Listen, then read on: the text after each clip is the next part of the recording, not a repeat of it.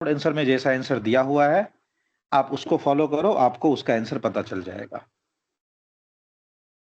ठीक है, तो एक दो और एग्जांपल्स फिर से देखते हैं आपको।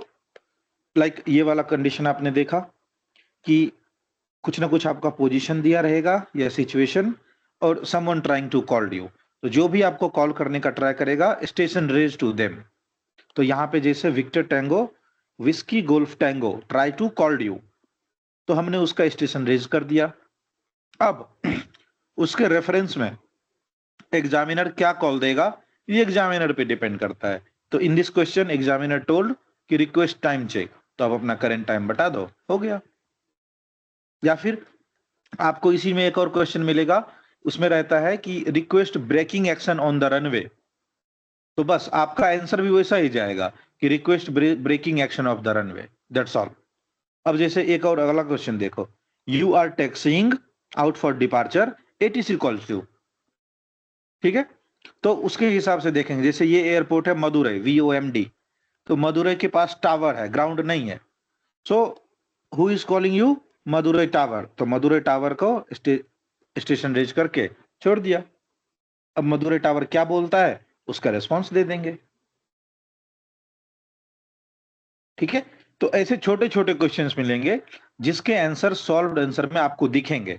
तो उन सब क्वेश्चंस के आंसर पढ़ने में कोई भी डीप थ्योरी, डीप नॉलेज की बिल्कुल रिक्वायरमेंट नहीं है। जैसा उस क्वेश्चन का आंसर दिया हुआ है आप भी वैसा ही आंसर कर दो, और वैसे क्वेश्चंस के आंसर समझने में भी आपको प्रॉब्लम नहीं होगा।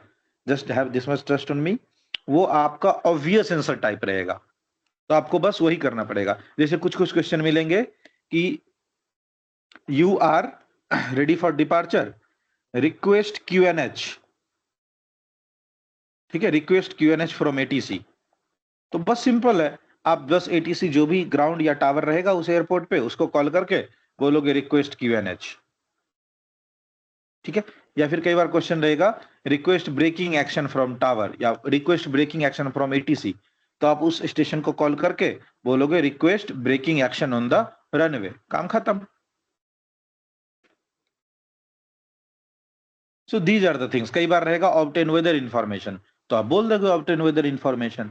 तो छोटे छोटे क्वेश्चंस क्वेश्चन नंबर 1 में 2 में आपको देखने को मिलेंगे, जो कि प्रोबेबली मैंने आपको नहीं पढ़ाया। ठीक है, बट वो कुछ वैसा भी टॉपिक नहीं है कि जिसको पढ़ाने की जरूरत पड़ती है, वो जस्ट एक जनरल कम्युनिकेशन है।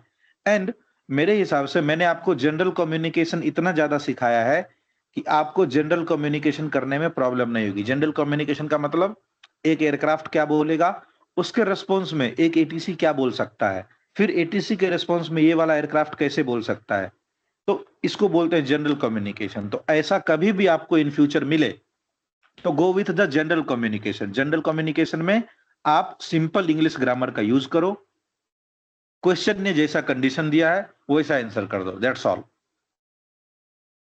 ठीक है, एक और टाइप का क्वेश्चन देखो, आपको हो सकता है क्वेश्चन इस टाइप से मिलेगा कि आप रेडी कर रहे थे अपना प्री फ्लाइट चेक, और वहीं पे एक स्टेशन ने कॉल किया, but sudden background noise is there. ठीक है, ATC replied but background noise is there, give your response. या फिर you faced difficulty to understand the call, give your response. तो बैकग्राउंड नॉइज और रीडेबल विथ डिफिकल्टी कौन से scale पे आता है, 3, तो आप उसको बोल देंगे रीडिंग यू 3। ऐसा ही क्वेश्चन आएगा, Delhi tower tries to call you, बस there is interruption in their voice, interruption in their voice means reading scale 2, तो आप बोलोगे Delhi tower Victor Tango so and so reading you 2। तो एकदम छोटे छोटे माइनर माइनर चीजें हैं, इसके आंसर में किसी भी टाइप का कॉन्सेप्ट, किसी भी टाइप की थ्योरी इन्वॉल्व्ड नहीं है, बट आपको उसका आंसर करना तब पता लगेगा, या एक बार देखने भर की चीज है ये, आपको उसका आंसर तब समझ में आएगा जब आप वैसे क्वेश्चंस को देखोगे। ठीक है, सो फॉर योर इंफॉर्मेशन, आप बस पहला क्वेश्चन देख के बताओ कि इस क्वेश्चन के आंसर को समझने में आपको किसी भी टाइप का डाउट आ रहा है क्या। आई डोंट थिंक सो कि आएगा, because you understand the general communication technique कि दो स्टेशन आपस में कैसे कैसे बात करेंगे। अगर आपको इतनी समझदारी है रिगार्डिंग द कम्युनिकेशन थिंग, तो आपको आंसर समझ में आएगा। ठीक है, अभी तक हमने जितने भी आंसर सॉल्व किए अगर आपने उसके आंसर रटे नहीं है, रटे इन द सेंस कि आपने एग्जैक्ट लाइन बाय लाइन उसके आंसर याद नहीं किए हैं, और क्लास में जो मैं प्रैक्टिस करवाता हूं अगर आपने उसका आंसर बना बना के, खुद से बना बना के बोलना सीखा है, then you will must understand such type of answers. There is no significant topic and theory behind this. But उसके लिए आपको सारे क्वेश्चंस को एक एक बार पढ़ना पड़ेगा. Is that clear?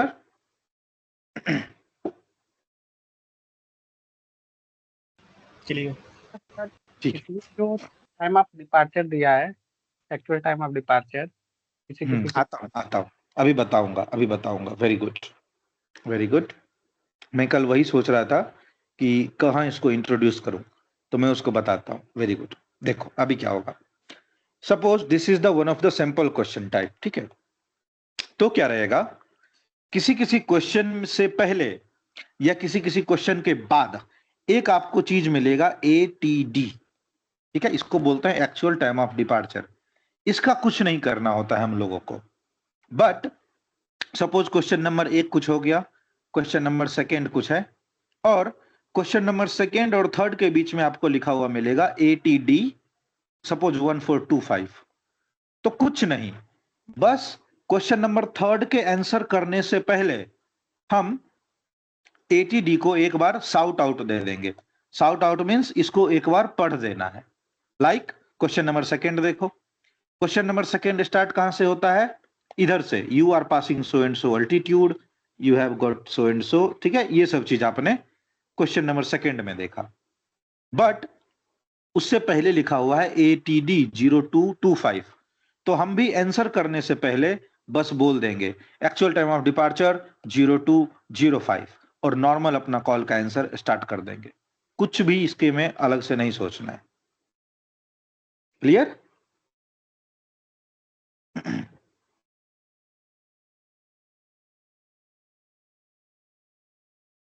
तो अगर आपको किसी क्वेश्चन से पहले या किसी क्वेश्चन के नंबरिंग से पहले ATD मिलता है, तो आपके आंसर में बस ATD को बोल देना है. कुछ भी नहीं सोचना है कि क्या है, कैसे है, कहां है. No, simply actual time of departure बोलो और अपना नॉर्मल आंसर स्टार्ट कर दो. Is this clear?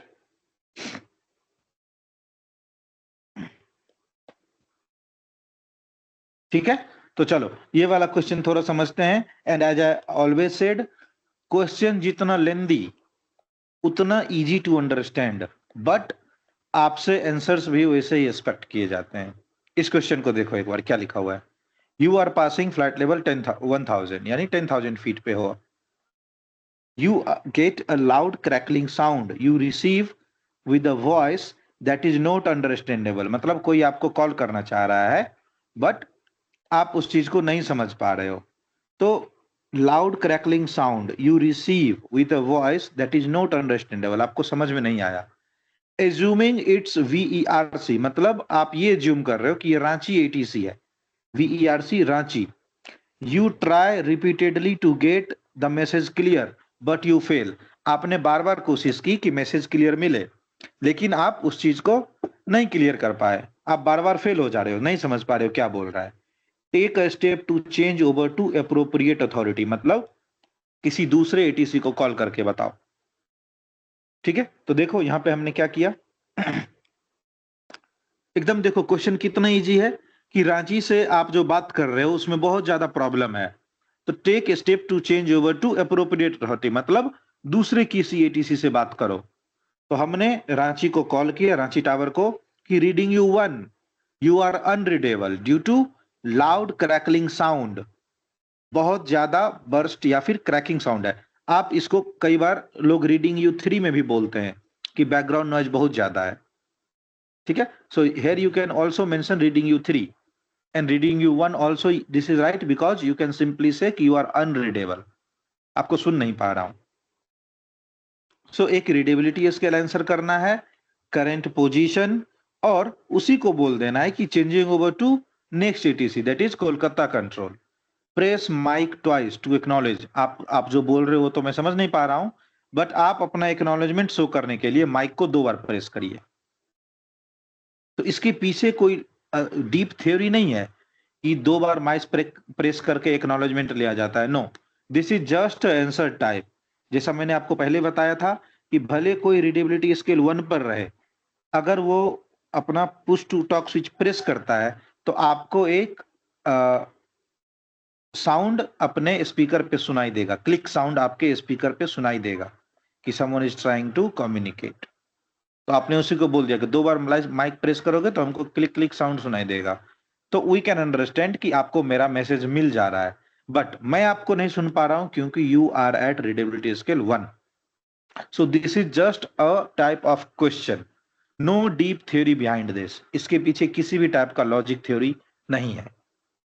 अंडरस्टूड?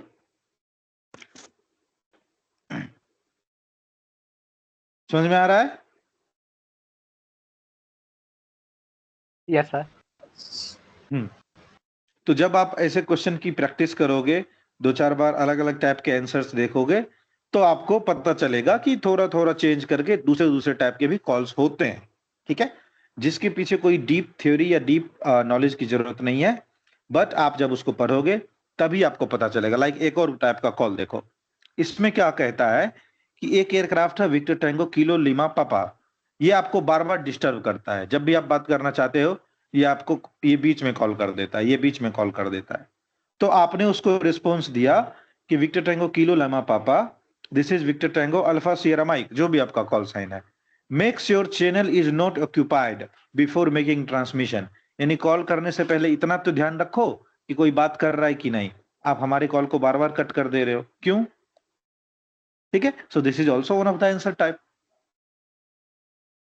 तो आपको ये सारी चीजें थोड़ी थोड़ी चीजें मिलेगी और कुछ नहीं। जैसे एक और कॉल देखो, you want to know existing pressure at beginning of the runway, यानी रनवे थ्रेशोल्ड पे क्यूएनएच या क्यूएफई क्या है।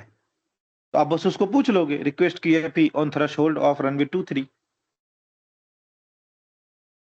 और अगर वहीं पे लिखा हुआ है कि एयरफील्ड प्रेशर, देखो अगर लिखा रहेगा एग्जिस्टिंग प्रेशर एट थ्रेशोल्ड तो उसके लिए बोलोगे क्यूएफई, और अगर लिखा रहेगा यहीं पे एयरफील्ड प्रेशर तो वहां पे बोलना है क्यूएनएच।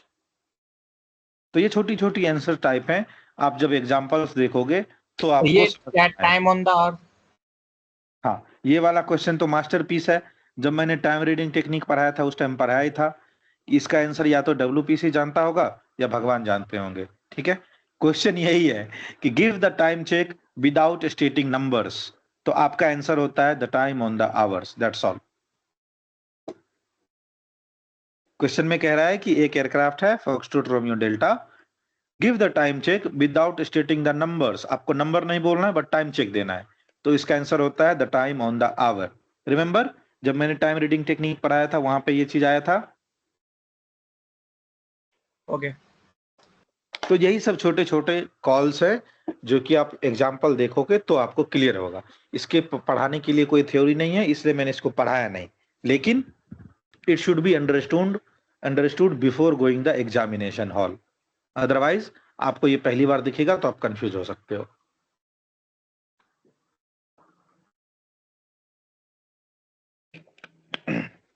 हालांकि ये सब जो छोटे छोटे अलग अलग टाइप के एग्जाम्पल्स वाले कॉल हैं, ये 10% के रेशियो में होते हैं ऑन एवरी एग्जामिनेशन। ठीक है, बाकी आपको question number second, third, fourth ये सब यूजुअल कॉल्स दिखेंगे जिसका हम लोग अभी तक पढ़ाई करते हुए आए हैं। बस 10% क्वेश्चन कभी कभी, वो भी रेगुलर नहीं, कभी कभी, लाइक अगर टोटल 60-70 डेज जैसे एग्जाम होता है, 1.5-2 महीने तक, और उसमें एक दिन में 2 सेट ऑफ पेपर्स दिए जाते हैं, तो सपोज 100 क्वेश्चन पेपर टाइप है, तो 10 क्वेश्चन में इस टाइप के कॉल मिल सकते हैं। बाकी 90 के 90 कॉल्स, 90 के 90 question paper regular conventional question type रहेंगे। तो ये 10 जैसे क्वेश्चन पेपर आए उस एग्जामिनेशन में जिसको पढ़ गई उसको टफ लगेगा, और जो इसको पढ़ के गया हुआ ऑलरेडी उसके लिए इजी है। समझ रहे हो कि जैसे आरटी में डब्ल्यूपीसी ने टोटल 100 क्वेश्चन के सेट बनाए, उस 100 क्वेश्चन के सेट में 10 क्वेश्चन के सेट में ऐसे अजीब अजीब टाइप से फालतू फालतू वाले कॉल रहते हैं। तो यही जब आपको पड़ जाएगा तो आपको लगेगा अरे यार क्या पूछ दिया। हालांकि आपको घबराने की बिल्कुल जरूरत नहीं है, इतने फालतू फालतू टाइप के कॉल्स क्वेश्चन नंबर 1 तक में ही रहते हैं maximum. Second, third, fourth, fifth again basic call type जो हम लोग रेगुलर पढ़ते हैं वहां पे आ जाते हैं, तो still you can score a passing marks. तो ऐसा भी होता है कि कई बार कुछ अजीब अजीब से क्वेश्चन स्टूडेंट को पड़ जाते हैं, उसके पीछे ना ही किसी टीचर का, नॉट अबाउट मी ओनली, किसी भी टीचर का, किसी भी इंस्ट्रक्टर का जो आपको आरटी पढ़ाएगा, उसका थ्योरी, उसका लॉजिक वहां पे काम नहीं करता है। दैट आर ट्रूली एक्सेप्शनल, कुछ काम नहीं करेगा। क्यों? क्योंकि हर बार जो क्वेश्चन डीजीसी डब्ल्यूपीसी बनाता है, कुछ ना कुछ तो एक्सेप्शन रखेगा ही, और वहां पे आपको उस एक्सेप्शन वाले क्वेश्चंस को आंसर करने के लिए नहीं जाना है। चलो वो डिफरेंट आ गया, आप उसको छोड़ के अगले क्वेश्चन की ओर फोकस करो, ठीक है? छोड़ना इन द सेंस कि कुछ भी आंसर करो, नेक्स्ट क्वेश्चन पे जाने के लिए फोकस करो, क्योंकि नेक्स्ट क्वेश्चन ऐसा है जिसका आंसर आपको आता होगा। तो यहाँ पे एक स्टूडेंट का एग्जांपल बताता हूँ। He was working in Air Asia, अभी तो एयर एशिया बंद हो गई, that become Air India Express now. So he was in Air Asia and this is the case of 2023 I guess.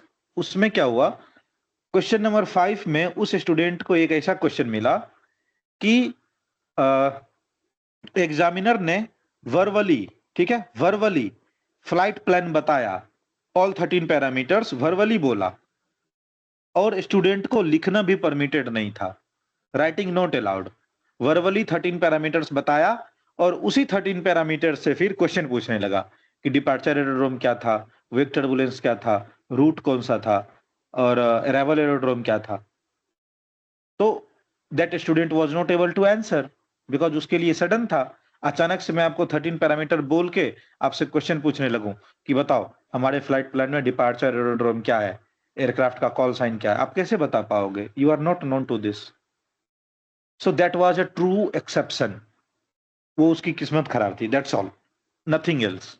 वो उसकी किस्मत ही खराब थी, क्योंकि ऐसा वाला क्वेश्चन मैंने पता किया हर एक इंस्ट्रक्टर से जितना पॉसिबल था, कुछ पुराने स्टूडेंट से, फिर मुझे पता चला कि ऐसा वाला क्वेश्चन बहुत पहले 7-8 साल पहले एक बार पूछा गया था, और जनरली किसी भी सेशन में इस टाइप के क्वेश्चन नहीं आते हैं। तो इस टाइप के एक्सेप्शंस आपको देखने को मिल सकता है एग्जामिनेशन में, बी रेडी फॉर इट, ठीक है? बट उस केस में आपको क्या करना है, be ready with the general communication technique. आपको आरटी के सारे फ्रेजेज आते हैं, आपको सिंपल इंग्लिश ग्रामर लिखना आता है, आप उसको यूज करके जितना आंसर लिख सकते हो अपने हिसाब से उतना आंसर लिखो, कभी भी गलत नहीं होगा।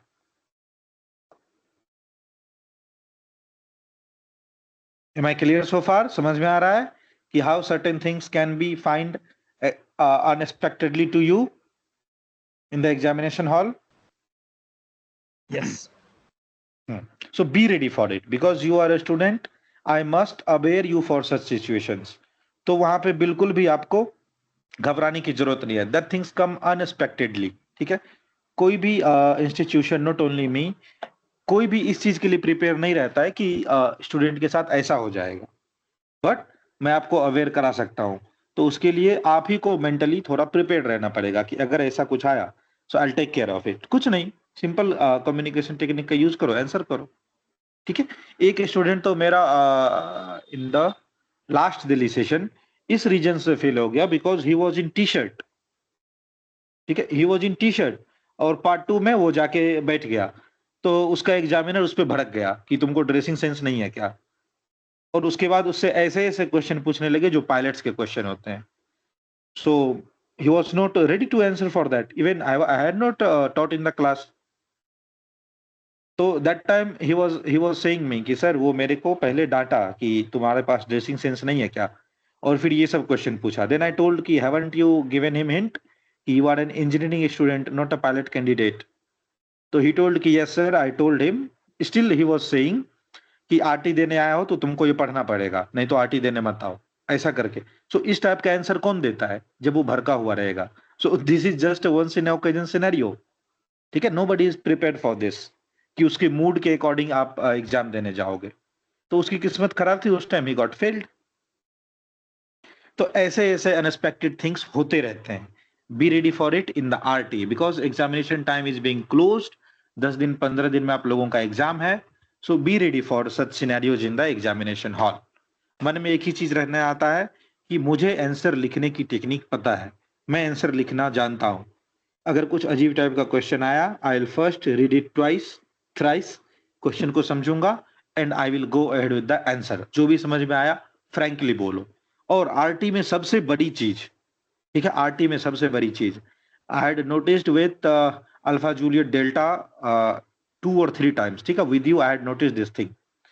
सबसे बड़ी चीज लैक ऑफ असर्टिवनेस कभी नहीं होने देना है। लैक ऑफ असर्टिवनेस का मतलब, अगर आपके मन में किसी भी टाइप का आंसर बन के निकला तो उसको बोलो, let it come out of your mouth, don't hesitate to speak anything. आप जितना हेजिटेट करोगे उतना ज्यादा आप अपॉर्चुनिटी दोगे एग्जामिनर को आपके ऊपर चढ़ने का। सपोज आपको आंसर नहीं आता है तो वैसे भी नंबर नहीं मिलेगा, बट आपने सोचा कि ये आंसर होगा क्या, तो जैसे ही आपके मन में ऐसा थॉट आया ना कि ये बोल दूं क्या, तो रोको मत, बोलो, लेट इट कम आउट। क्या होता, वैसे भी आपको नंबर नहीं मिलने वाले थे क्योंकि आपको आंसर नहीं आ रहा था, बट आपके मन में कुछ तो थॉट आया, लेट इट कम आउट, क्या पता वो सही ही है और आप हेजिटेट कर रहे हो, ठीक है। So don't do this in the examination hall. आपको आंसर नहीं आ रहा है, बट अगर आपके मन में 10% भी थॉट डेवलप हो रहा है कि इसका आंसर ऐसा हो सकता है, इसका आंसर इस टाइप से कर सकते हैं, तो करो। Something is better than nothing, ठीक है। तो अपने थॉट्स को कंट्रोल मत करना एग्जामिनेशन हॉल में, जो भी आए फटाक से उसको निकलने दो बाहर, ठीक है। और उससे बेसिकली क्या होता है, आप शक पकाने लगते हो। अगर आपके मन में ऐसा है ना कि ये ऐसा आंसर हो सकता है क्या, फिर आपके मन में एक और थॉट आएगा, नहीं ये गलत हो जाएगा, तो उसके चक्कर में आप वहां पे चुप हो जाते हो, आप कुछ नहीं बोलते हो, means you are interrupting your own call. इसके कारण वहां पे आपका नंबर कटेगा डेफिनेटली। एग्जामिनर को आप अपॉर्चुनिटी दे रहे हो कि यस ही इज नर्वस, ठीक है। So don't show this attitude in the examination hall. कुछ भी आंसर आता है फटाक से बोलो, रुकने से बेहतर है बोलो, ठीक है। और मैंने आपको कितना इजीली वो स्टेप्स बताए हैं कि सपोज बीच में बोलते बोलते कुछ भूल गए, बाद में बोलो, कॉल खत्म करने के बाद बोलेंगे। हमारे पास 8 से 10 सेकेंड का टाइम होता है, तब जाके उसको बोलेंगे, ठीक है। और कभी भी घबराने की जरूरत नहीं है कि कुछ मिस हो गया, मिस हो गया कोई बात नहीं, याद आ गया तब बोल देंगे, ठीक है। तो ऐसा बहुत सारे स्टूडेंट के साथ होता है जो कि हेजिटेट करते हैं, कंफ्यूज हो जाते हैं सडन एट अ मोमेंट कि इसका आंसर क्या होगा, कहीं ऐसा तो नहीं बोलूंगा गलत हो जाएगा, या फिर कई बार बोलते बोलते आपको लगता है कि इससे पहले ये बोल देना चाहिए था, इससे पहले ये बोलना था, गलती से निकल गया। निकल गया ना, निकल जाने दो, ठीक है, मुंह से निकल ही गया ना, slip out, let it be, will go with another answer method, ठीक है। So such things are there and you should take care of it while doing practice as well, क्योंकि आपको प्रैक्टिस से ही आपको अंदाजा लग जाएगा कि आपका स्ट्रेंथ क्या है। सपोज आप एक बार में आंसर राइटिंग करते हो, अगर आप शुरू से लास्ट तक एक बार में लिख पा रहे हो मीन्स यू आर परफेक्ट। अगर आप 2-4 लाइन लिखने के बाद वापस आपको क्वेश्चन देखना पड़ रहा है, या वहां पे आप ये कंफ्यूज हो रहे हो कि इसका आंसर क्या लिखूं, मीन्स यू नीड प्रैक्टिस, ठीक है। So such things may come during the examination time. Be ready for it, be prepared for it. And these are the natural things, common things. ठीक है, nothing significant. मैं अपना सबसे ज्यादा example देता हूं ना कि while answering question number second मैंने पूरा ब्लेंडर कर दिया था, ठीक है। It was a RCF call only, I do remember, it was an RCF call only. और मैंने सिंपल ट्रांसमिटिंग ब्लाइंड करके एक ही बार में एक सेक्शन, 2 सेक्शन होते हैं ना आरसीएफ में, मैंने सिंपल पोजीशन रिपोर्ट टाइप का कॉल देख के कॉल क्लोज कर दिया। एग्जामिनर मेरे पे ऐसा भड़का, उसने 0 नंबर दिए मेरे को सेकंड कॉल पे। So while answering question number third I take a break off for 3 minutes. मैं 3 मिनट तक चुप रहा, कुछ नहीं बोला, deep breathing, control, calm, and then again started with the answer, because inside I knew कि मुझे आता है। ड्यू टू नर्वसनेस मैं फंस गया, मैं आंसर नहीं कर पाया, that is a common human thing, ठीक है, but that should not overcome on to me. मुझे इसका आंसर पता है, मैं कर लूंगा। All done. आधे घंटे का प्रवचन कैसा रहा? मस्त। अच्छा लगा सर, एक्सपीरियंस नहीं, हो सच सकता है थिंग्स आर सर एग्जाम। डरा रिक्वायर्ड। दिया आपने तो। डराना जरूरी है, नहीं तो फिर इतने हल्के में एग्जाम लोगे दिन कैसे काम चलेगा। अगर डरना जरूरी नहीं है then how the results of RT is too low? अगर इतना ही सिंपल रहता, सब कुछ धीरे धीरे चलता, जैसा हम स्ट्रॉबेरी दुनिया की तरफ पढ़ा रहे हैं, सब कुछ मीठा मीठा लग रहा है, अगर ऐसा ही रहता तो रिजल्ट अच्छे नहीं रहते सबके। क्यों 10% रिजल्ट होता है? 6000 स्टूडेंट में 600 का रिजल्ट होता है। दीज आर द थिंग्स, यही सब प्रॉब्लम्स होते हैं, छोटी छोटी चीजें, छोटी छोटी चीजें। क्योंकि मेजर चीज तो आप पढ़ लेते हो, अटकते कहाँ पे हो? हेजिटेशन, ये क्या बोलूं, क्या आंसर करूं, कंफ्यूजिंग है, नहीं आ रहा है, यही आपका मेन प्रॉब्लम। डन?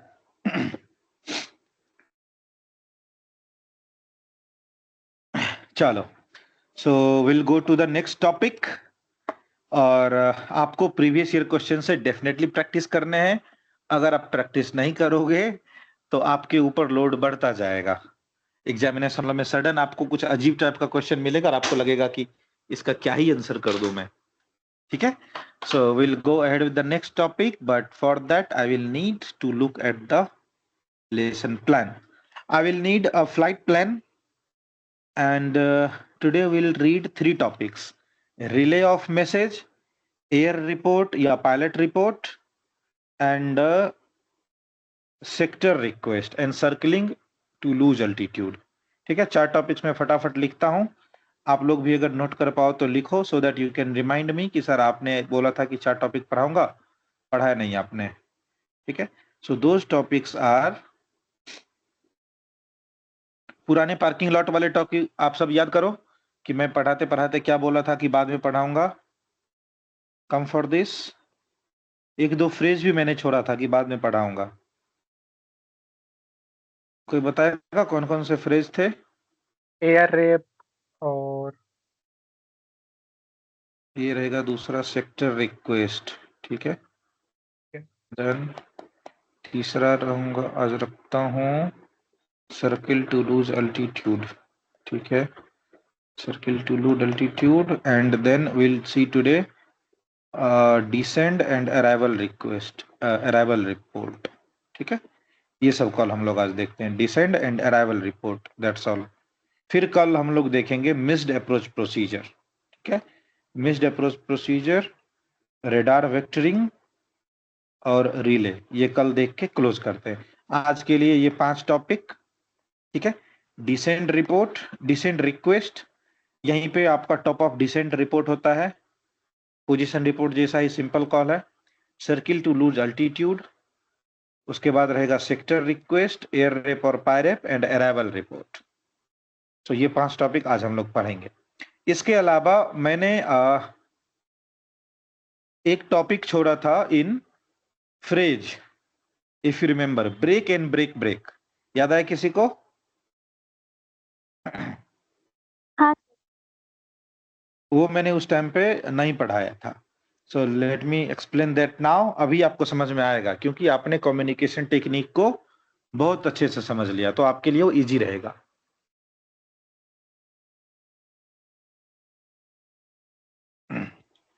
चलो, 2 things are there, something is break and something is break break.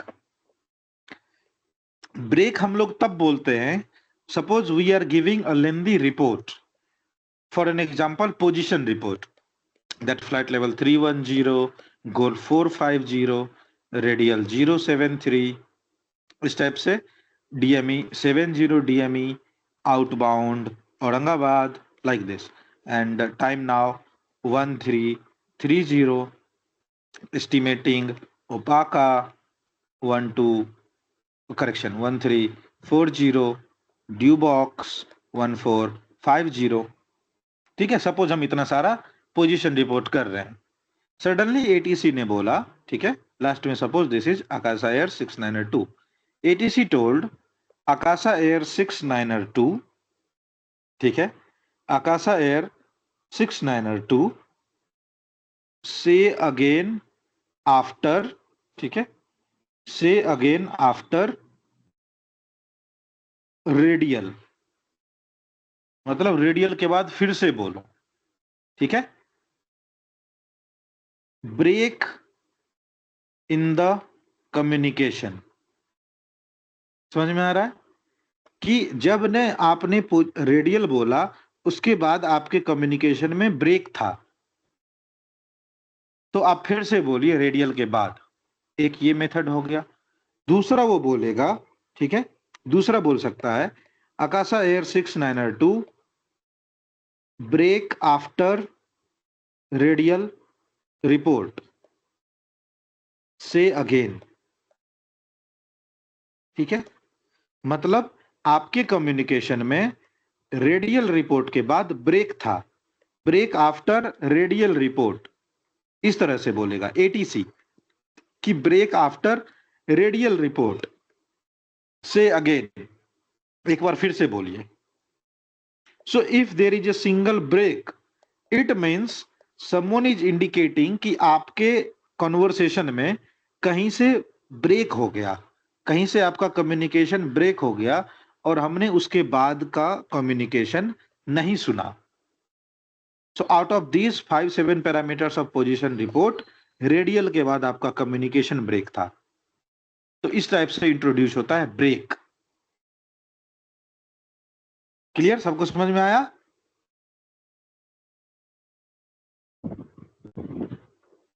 तो Yes. आप चाहो तो सिंपल इंग्लिश ग्रामर का यूज करके बोल सकते हो कि there is a break in communication. ठीक है, there is a break in communication after radial report. एक ये हो गया मेथड। दूसरा आप बोल सकते हो Akasa Air 6902 break after radial report. ठीक है, ब्रेक आफ्टर रेडियल रिपोर्ट से अगेन। डन? कि आपके कम्युनिकेशन में ब्रेक था, कहां से? रेडियल रिपोर्ट के बाद से। तो एक बार फिर से बोलिए। So this is the use of break. यानी अगर आपके कम्युनिकेशन में ब्रेक है, यानी आपका कम्युनिकेशन कहीं से टूटा है बीच में, वहां के बाद से क्लियरली कोई सुन नहीं पाया या समझ नहीं पाया, तो वो बोलेगा ब्रेक। क्लियर? समझ में आया? सर। किलो। यस सर, उसके बाद जो हम बोलेंगे आई से अगेन हाँ, करके बोलेंगे, आई से आई अगेन से, यस, हाँ, आई से अगेन करके। ठीक है, से अगेन के रिस्पॉन्स में हमेशा क्या बोलते हैं? आई से अगेन। डन? सो ये था single break. Now it is break break. अब ये एक इंटरेस्टिंग चीज है, जनरली आपको इसका यूज नहीं पड़ेगा। ब्रेक ब्रेक का यूज हम लोग करते हैं कब?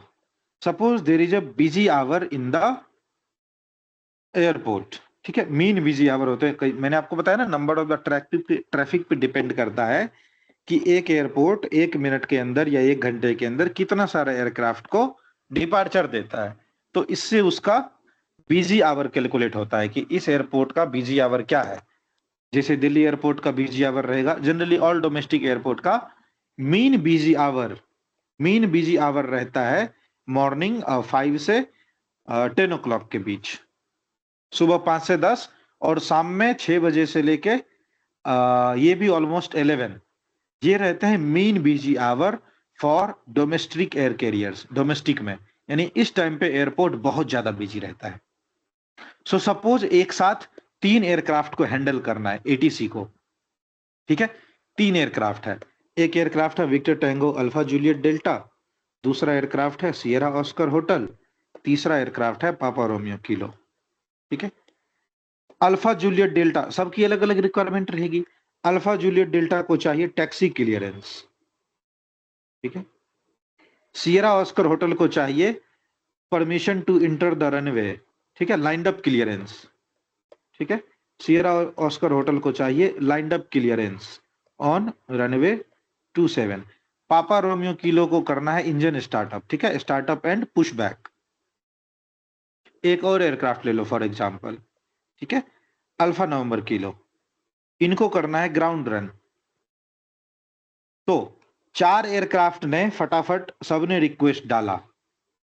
अब एटीसी को चारों क्या कहते हैं स्टेशंस को एक साथ रिप्लाई करना है, तो वहां पे वो यूज करेगा ब्रेक ब्रेक। ठीक है, और जब वो ब्रेक ब्रेक यूज करेगा तो स्टेशन चेंज होता जाएगा। ठीक है, वो सबसे पहले अल्फा जूलियट डेल्टा को रिस्पॉन्स दे लेगा, फिर बोलेगा ब्रेक ब्रेक।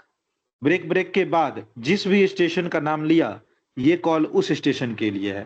फिर बोलेगा ब्रेक ब्रेक। ब्रेक ब्रेक बोलने के बाद जिस भी स्टेशन का नाम लिया ये कॉल उस स्टेशन के लिए है। सो how that call can go, have a look. और ये बिजी आवर्स के कॉल रहते हैं तो काफी तेज होता है ये कॉल। हैव अ लुक कैसे जाएगा call.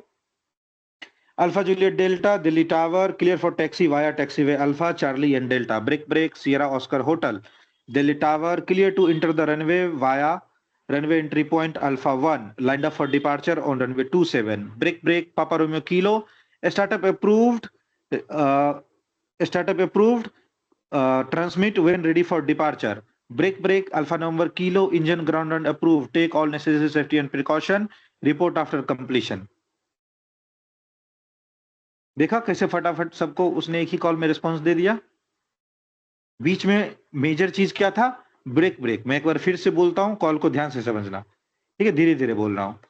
Victor Tango Alpha Juliet delta Delhi tower clear for taxi via taxiway alpha Charlie Delta hold short runway 27 break break Sierra Oscar hotel Delhi tower clear to enter the runway via runway entry point Alpha 1 lined up for departure on runway 27 break break Papa Romeo Kilo Delhi tower startup approved call again when ready for taxi break break alpha number kilo engine ground and approved take all necessary safety and precaution report after completion।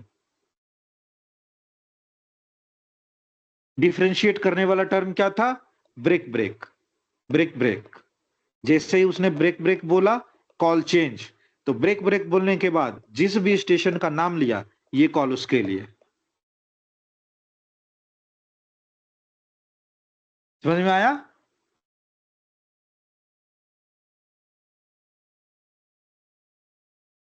Yes.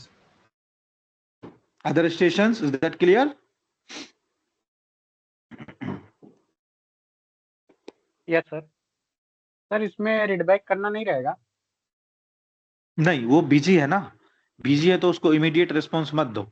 और सबसे बड़ी चीज, break break call हमेशा ATC या फिर क्या कहते हैं कंट्रोलर्स के लिए होता है, ठीक है, एटीएस वालों के लिए।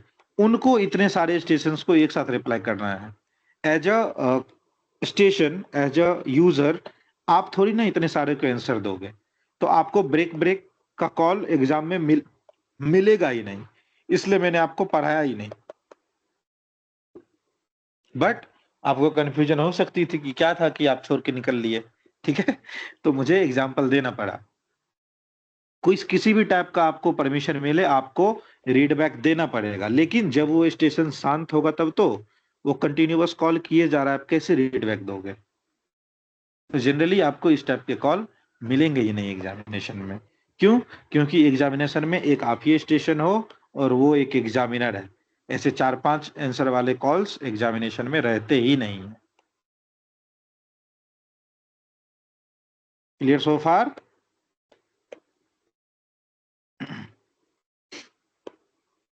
Clear.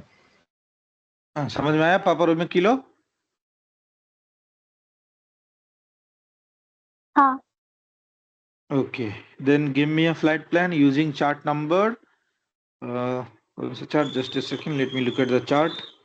थोड़ा सा तो कॉम्प्लेक्स वाला जाने की जरूरत है। We'll use version 2 of the chart, ठीक है। And दूसरा वाला कौन सा था? Just a second, let me go through the chart once. 4, 5, 6, 7. हाँ, this one, ठीक है। This time I'm giving a plan and मैं बेसिक प्लान दूंगा, पूरा नहीं दूंगा।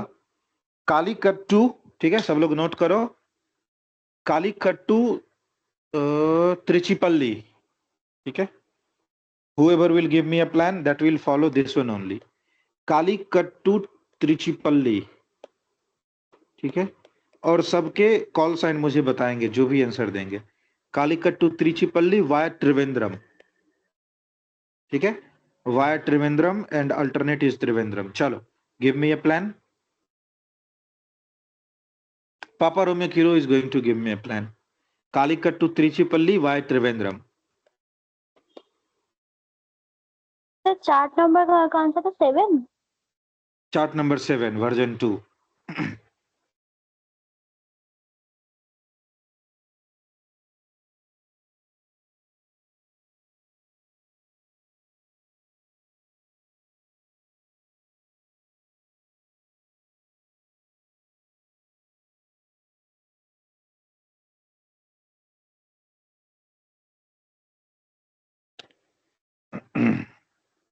One minute.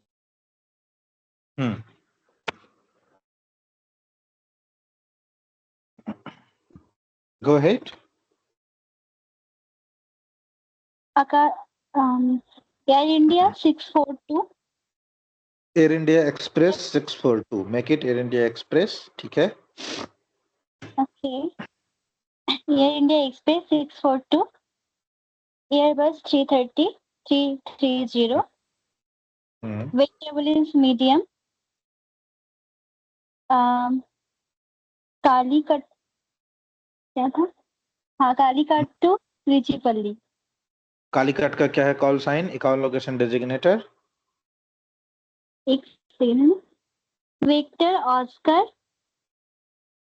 Charlie Charlie. Charlie Lima. Remember the exception? Charlie Lima. Trichipalli. Next. Trichypalli. ठीक है. Victor Oscar Tango Romeo. Romeo. ठीक है, ये done. Alternate Alternate. Aerodrome Trivandrum. हाँ. उसका क्या रहेगा? Victor Oscar Tango Mike. Victor. Victor Oscar Tango Victor. मुझे याद है मैंने ये वाला चार्ट स्पेशली आप लोगों को ध्यान दे के पढ़ाया था कि सारा एक्सेप्शन साउथ इंडिया में ही लेके बैठा है. ठीक है. साउथ इंडियन वैसे भी अपने छोड़ो, डेरोगेटरी रिमार्क्स नहीं करना चाहिए. पता नहीं ये भी कोचिंग बंद हो सकता है. Okay. I just mean to say कि whatever the airports in south you need to pay little attention towards that. ठीक है. तो वहीं पे आपको ध्यान से देखना पड़ेगा. And that time I told कि आप अपने अपने चार्ट जो भी आपके पास अवेलेबल है सबके कॉल साइन लिख लो, क्योंकि यही वाला एक चार्ट नंबर 7 जो है थोड़ा कॉम्प्लेक्स पड़ता है, बहुत ज्यादा ऐसा. और एक चार्ट नंबर 8 आपको देख के डर लग जाएगा कि क्या दे दिया है. ठीक है. So this is for it. चलो go ahead. IFR flight standard equipment. Equipment standard. ठीक है. Time 1100. Root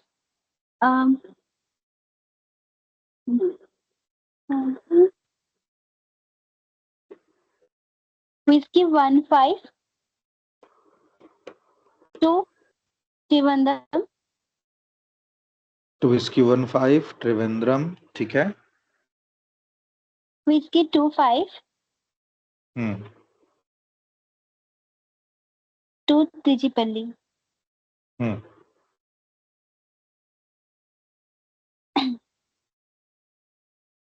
Flight level 210. Other information VIP on board.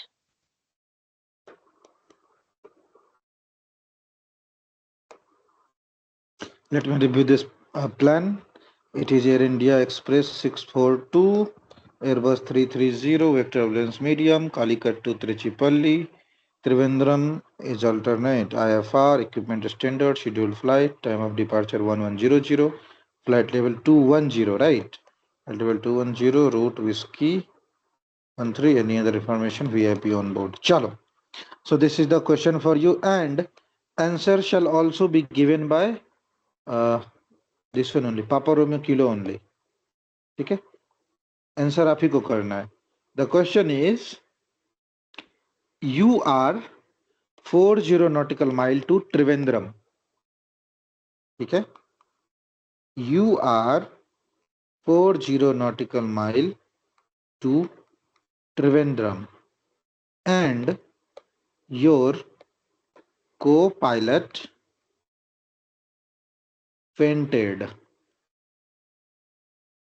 Fainted रहेगा या एक और टर्म रहता है इनकैपेसिटेटेड, जो आपको ठीक लगे बोलो। इनकैपेसिटेटेड का स्पेलिंग लिखता हूं, इनकैपेसिटेटेड मतलब वो अपनी कैपेसिटी में नहीं है, या फिर फेंटेड, जो भी आपको ऑप्शनल ठीक लगे, go ahead. You are 40 nautical mile to Trivandrum, your co-pilot fainted. Go ahead with the answer.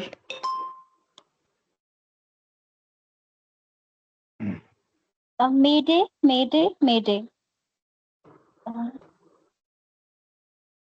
Trivandrum Tower, expensive.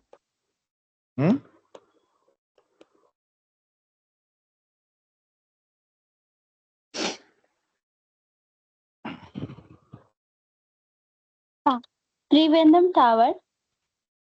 Tower होगा। हाँ, अप्रोच होगा सारी।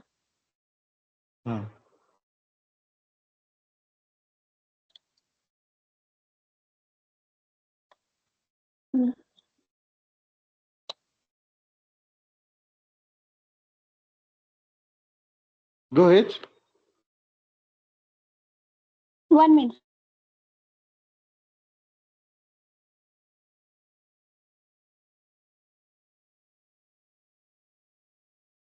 Trivandrum approach. Air India Express 642 on 120.6. Airbus 330.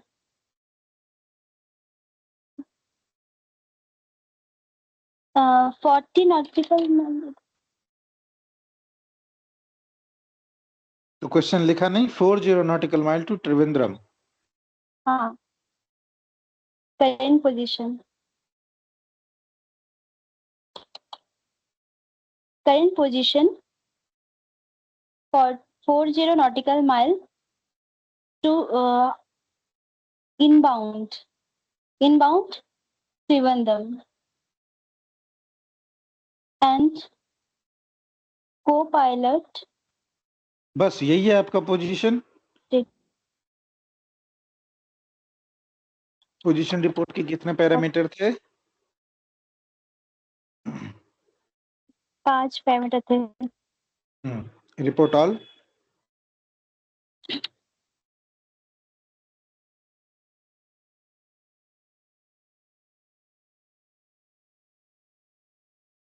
Sir सारे रूट बतानी थी। क्या बताने हैं? सारे पोजीशन बताने हैं ना। पोजीशन सारे नहीं, एक ही होते हैं। पोजीशन रिपोर्ट में 5 पैरामीटर्स आपके मैंडेटरी हैं। विदाउट ऑल 5 पैरामीटर्स आपका पोजीशन रिपोर्ट माना ही नहीं जाएगा। तो आपने तो अभी एक ही पैरामीटर बताया, डिस्टेंस। बाकी का लेवल, रूट, रेडियल, ये सब रेडियल 043 डिग्री। 043 रहेगा। Radial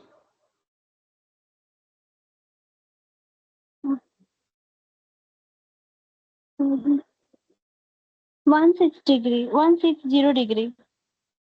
why 160?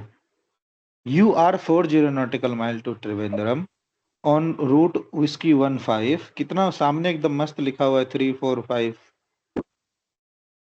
देखो, we are struggling there।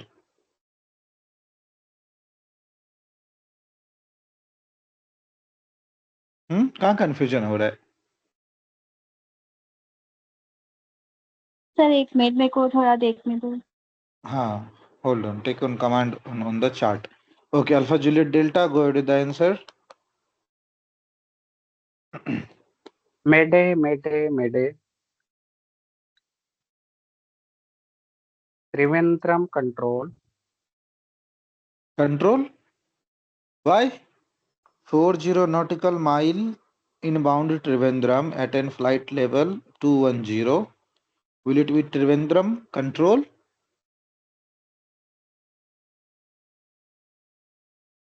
देखो ध्यान से।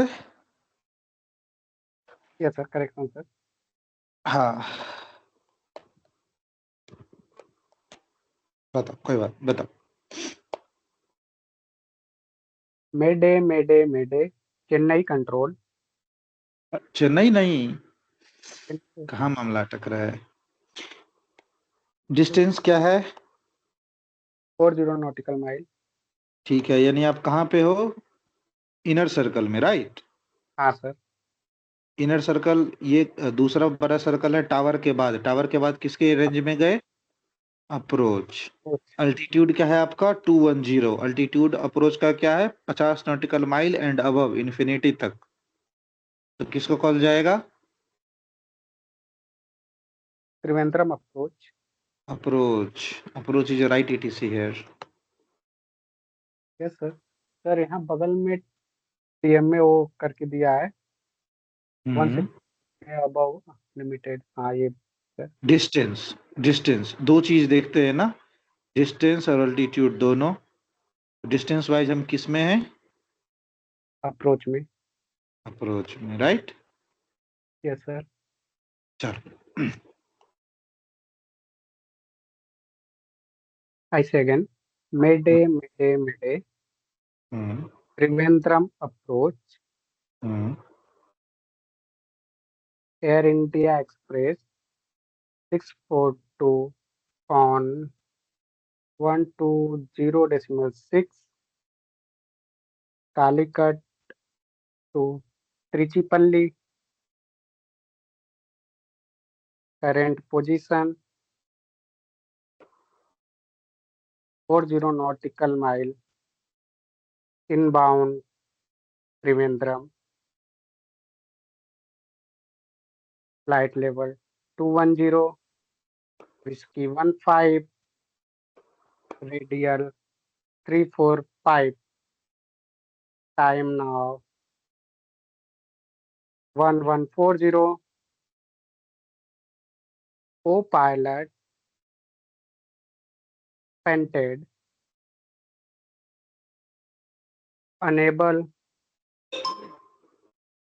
to further flight. Request landing for Trivandrum. Request landing instructions. Request landing instructions for Trivandrum. At correction at Trivandrum. Very good. Estimating Trivandrum 1155. Air India Express 642. और कुछ चाहिए? ठंडा पानी, cold drink पहुंचने पे? That's correction. Yes, sir. Medical team on arrival. ठीक है, Air India Express 642. Very good, ठीक है, गुड कॉल। चलो, ठीक है, नथिंग डिफरेंट, बट थोड़ा सा ध्यान रखना है कि क्वेश्चन के सिचुएशन के अकॉर्डिंग क्या आंसर करना है, ठीक है? Okay, so this one is the regarding your condition. Now with this position report only, ठीक है, कि you are 40 nautical mile to Trivandrum. अभी क्या रहेगा? रिक्वेस्ट एयर रिपोर्ट, ऐसा करके क्वेश्चन रहेगा। ये क्वेश्चन भी वंस इन अ सेंचुरी वाला है, ठीक है? 100 साल में एक बार पूछेगा, ऐसा क्वेश्चन है। कभी पूछा, कभी नहीं पूछा, या फिर कई बार एग्जामिनर आपसे वर्बली पूछ देगा। तो एयर रिपोर्ट और पायलट रिपोर्ट होता क्या है? कुछ नहीं, वेदर इंफॉर्मेशन, ठीक है?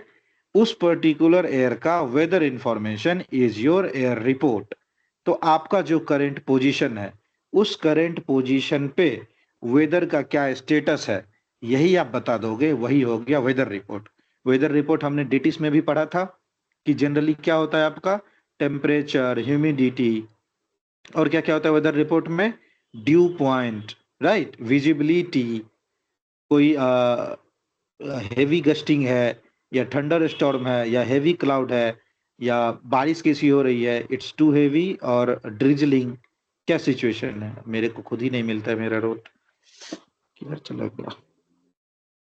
So these are the some meteorological report which comes under air rep or pilot rep. Sorry for that guys, मैं ढूंढ रहा हूँ कहाँ दिखाऊं, हाँ इधर है, ठीक है। So this is the parameters under weather report कि आपका जो एयर रिपोर्ट या पायरप मतलब पायलट रिपोर्ट करेगा उस करंट पोजीशन का क्या, वेदर इंफॉर्मेशन या मेटेरियोलॉजिकल इंफॉर्मेशन। क्या क्या मेटेरियोलॉजिकल इंफॉर्मेशन रहेगा, temperature, very important, temperature, due point या इसी को दूसरे टर्म में ह्यूमिडिटी भी बोलते हैं, visibility, winds direction, winds speed और प्रेजेंट वेदर स्टेटस। मोटा मोटी यही सारी चीजें एटीस इंफॉर्मेशन में हमको हर एक एयरपोर्ट पे बताया जाता है। बस दो चीज ऐड हो जाता है, that is runway in use या फिर QNH, ठीक है, runway in use and QNH। बाकी देखो आपको सारे चीज सेम मिलेंगे एयर रेप और एटीस में, राइट। तो जब भी आपसे कोई वेदर का चर्चा करेगा ना कि वेदर इंफॉर्मेशन देना है, तो वेदर में सबसे पहला चीज जनरली आप क्या सोचते हो कहीं भी वेदर के बारे में, कि वहां का टेम्परेचर कैसा होगा, राइट। तो जैसे ही चर्चा आई वेदर, तो सबसे पहले ध्यान में रखना है कि वहां का टेम्परेचर क्या रहेगा, तो टेम्परेचर। दूसरा चीज आता है ह्यूमिडिटी या फिर ड्यू पॉइंट। तो इंडिया में जो ड्यू पॉइंट है वो 25 से लेके 40 के बीच में वेरी करता है, तो आप इसको हमेशा 30-32 के आसपास रिपोर्ट कर सकते हो। ड्यू पॉइंट 32, दैट्स ऑल, या due point 28, humidity 28, like this. Temperature 40 degree Celsius, centigrade में, हमेशा सेंटीग्रेड या सेल्सियस में। विंड्स डायरेक्शन डिग्रीज में 128 डिग्रीज। विंड्स स्पीड नॉट्स में 100 नॉट्स। उसके बाद करंट वेदर स्टेटस कि रेनिंग हेवीली, बहुत तेज बारिश हो रही है, या फिर ड्रिजलिंग, बूंदाबांदी हो रही है, या फिर नो सिग, नथिंग सिग्निफिकेंट, मतलब कुछ भी स्पेशल नहीं है, या फिर आप बोल सकते हो हेवी गस्ट विंड या फिर heavy gusting, GUST, gust means wind shear report कर रहे हो आप कि हवा वहां पे आपको साइड वाइज पुश कर रहा है। So these are the certain weather parameters. आप अगर इसमें से 4-5 भी काउंट करवा देते हो, मच इनफ है। सो एयर रिपोर्ट या पायलट रिपोर्ट का कॉल कैसे जाएगा, हैव अ लुक। सबसे पहले आप अपना पोजीशन रिपोर्ट करोगे, ठीक है, त्रिवेंद्रम अप्रोच, ठीक है, air India express 642 so and so position, ठीक है। उसके बाद आएगा आपका पायलट रिपोर्टिंग, क्या बोलोगे, simple, temperature 40 degree centigrade, due point 32, winds 60 knots and 075 degrees. Winds बोल के आप अगर नॉट्स बोलोगे तो अपने आप उसको स्पीड समझ लिया जाएगा, और डिग्री बोलोगे तो अपने आप उसको डायरेक्शन समझ लिया जाएगा। रेनिंग हेवीली,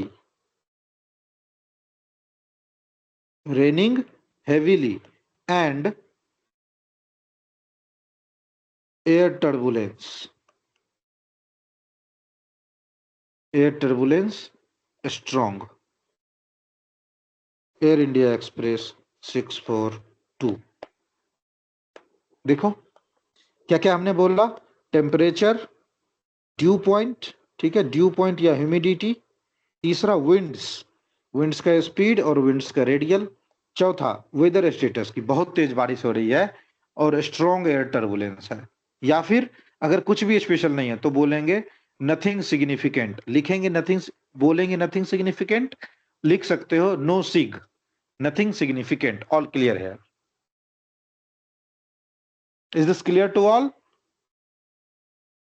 बस अगर आपको डेटिस का इंफॉर्मेशन याद है तो वेदर रिपोर्ट कर पाओगे। वैसे भी अगर कभी भी आपसे पार्ट 2 में मान लो डिस्कशन हो जाए कि मेटेरियोलॉजिकल रिपोर्ट या मेट बोलते हैं जनरली, ठीक है, मेट या फिर मेटेरियोलॉजिकल रिपोर्ट, जनरली इसी को वेदर रिपोर्ट बोला जाता है। क्या क्या पैरामीटर होते हैं वेदर रिपोर्ट में? तो सबसे पहले आपका टेम्परेचर, दूसरा ह्यूमिडिटी, इसी को ड्यू पॉइंट भी बोलते हैं, ठीक है, ड्यू पॉइंट। उसके बाद क्या आएगा आपका विंड्स का स्पीड और विंड्स का डायरेक्शन, ठीक है। उसके बाद आपका क्या आएगा इसके अलावा विजिबिलिटी, ठीक है, विजिबिलिटी। उसके बाद करेंट वेदर स्टेटस, क्लाउड्स है या रेनिंग है या टर्बुलेंस है या ऑल क्लियर, कुछ भी नहीं है।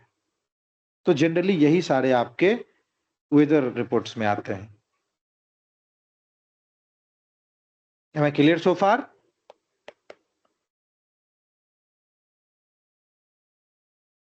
Yes sir.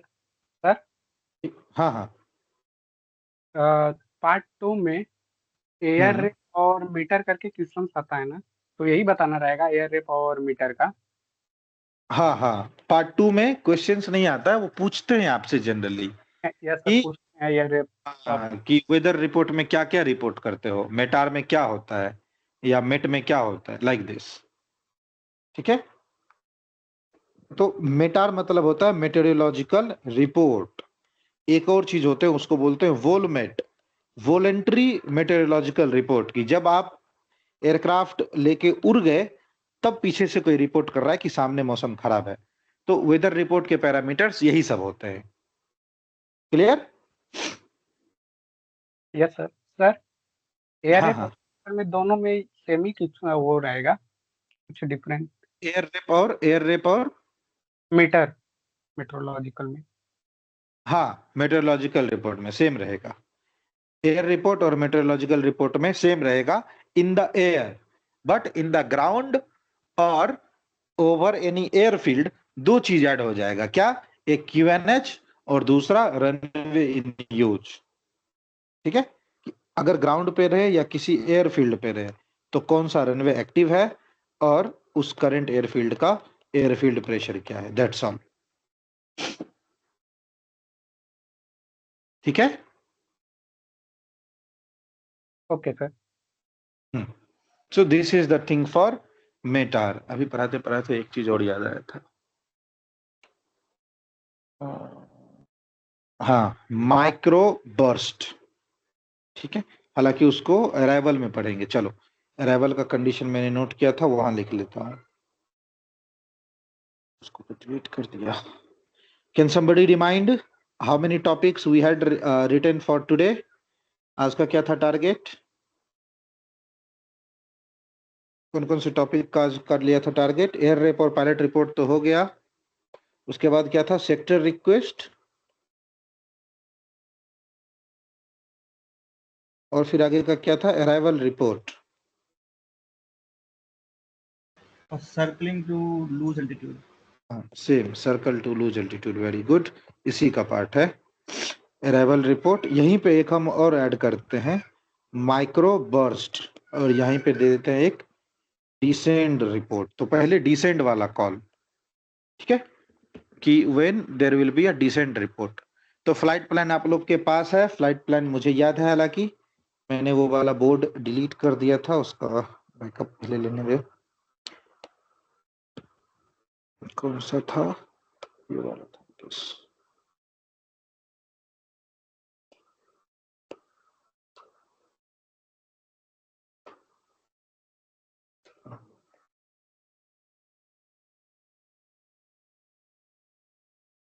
That plan with us now.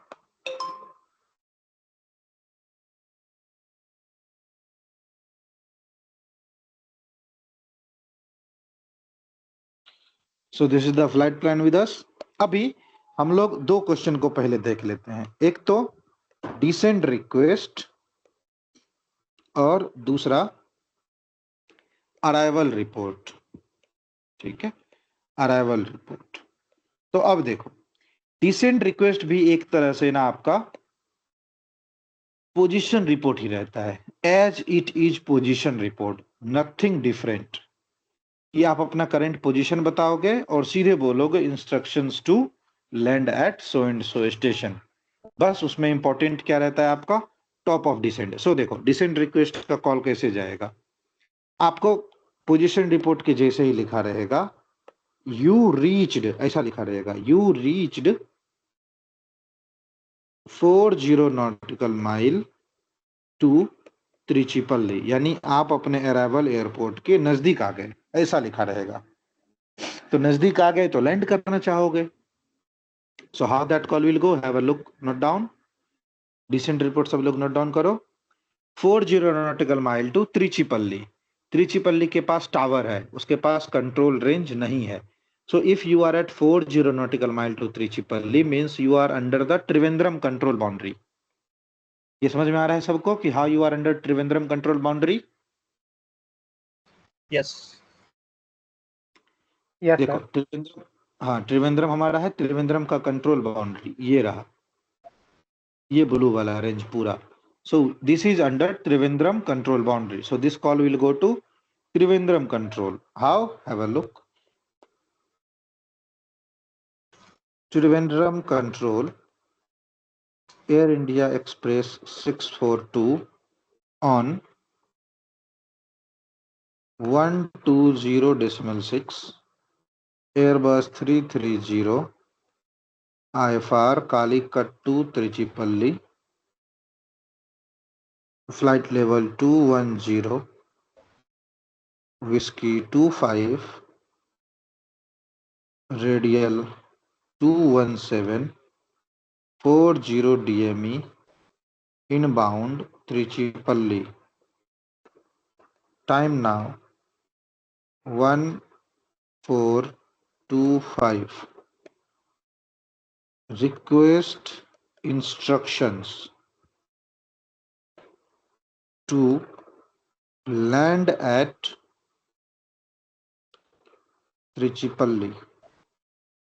Top of descent 1435. Air India Express 642. कुछ नहीं, पोजीशन रिपोर्ट दिया and request instructions to land at Trichipalli, Trichipalli land करना चाहता हूं। Top of descend 1435।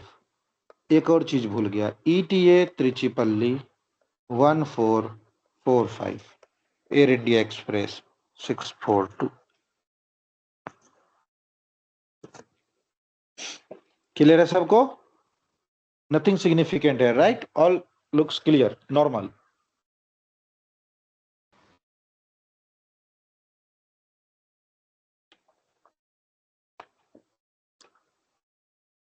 Is that okay to go ahead? Yes. Okay. ठीक, now okay. अभी क्या होगा, लिखा रहेगा यू हैव रीच्ड त्रिचिपल्ली, ठीक है, you have reached Trichipalli at down wind leg, ठीक है, डाउन विंड लेग, या फिर take example of base leg. Base leg, base leg हमने पढ़ा था ना ट्रैफिक सर्किट में कि you are at base leg of Trichipalli. तो क्या रिपोर्ट करेंगे, हैव अ लुक। अभी आपने क्या देखा कि आप एयरपोर्ट के नजदीक पहुंच चुके हो और आप डिसेंड स्टार्ट कर रहे हो। अब ऐसा सिनेरियो आएगा कि सपोज रनवे आपके सामने विजिबल है, या फिर आप एयरपोर्ट के रनवे से अपना अलाइनमेंट कर चुके हो, means you are on finals. तो इस केस में आप क्या करोगे, आप एटीसी को बोलोगे ना कि ठीक है रनवे सामने सामने दिख रहा है, या फिर हमारे एयरक्राफ्ट में जो ILS के कंपोनेंट हैं, लोकलाइजर, ग्लाइड स्लोप, मार्कर बीकन, इन तीनों में से तीनों ILS कंपोनेंट ने रनवे के साथ अपना तालमेल बिठा लिया है, नाउ वी कैन लैंड। तो उसके लिए भी एक स्टैंडर्ड फ्रेज है, उसको हम लोग यूज करेंगे, ठीक है। तो सबसे पहले अभी कंडीशन देखो कि you are on base leg, क्या जाएगा कॉल, वेरी सिंपल। कॉल करते हुए बेस लेग है तो त्रिचिपल्ली का हम लोग जोन में आ चुके हैं, CTR में इंटर कर चुके हैं, त्रिचिपल्ली CTR में, ठीक है। और बेस लेग है मीन्स हमारा अल्टीट्यूड 210 से तो कम ही है, क्योंकि ये हमारा क्रूजिंग अल्टीट्यूड था और हमने पहले ही कहा कि अब हम अल्टीट्यूड लूज करना शुरू कर देंगे। तो इस बीच में कोई भी हाइपोथेटिकल अल्टीट्यूड ले लो, कि 5000 फीट, 7000 फीट। जनरली आपका एयर ट्रैफिक सर्किट 5000 फीट पे बनता है, ठीक है, ट्रांजिशन एल्टीट्यूड पे, सॉरी 4000 फीट पे ट्रांजिशन एल्टीट्यूड पे। अब देखो Trichipalli tower, Air India express 642 on 118.3, Airbus 330, IFR Calicut to Trichipalli. Current position on base leg of left hand air traffic circuit, left hand air traffic circuit, level 5000 feet. Time now 1438. Turning left to capture the runway air India express 642। अब देखो ये सब मैंने अपने मन से बोला, कुछ भी इसमें सोचने जैसी बात नहीं है। ये अगर रनवे रहा और लेफ्ट हैंड साइड का एयर ट्रैफिक सर्किट ड्रॉ किया गया ऐसा, तो अगर बेस लेग पे कोई है तो वहां से लेफ्ट हैंड टर्न मारेगा रनवे पे अपना कमांड बनाने के लिए। तो अपना पोजीशन रिपोर्ट किया सिंपली कि बेस लेग पे हूं, यानी यहाँ पे हूं, लेवल है 5000 फीट, टाइम हुआ है 1438। Turning left, left side turn कर रहा हूं ताकि रनवे को कैप्चर कर सकूं, ठीक है। So this is the one of position report regarding base leg.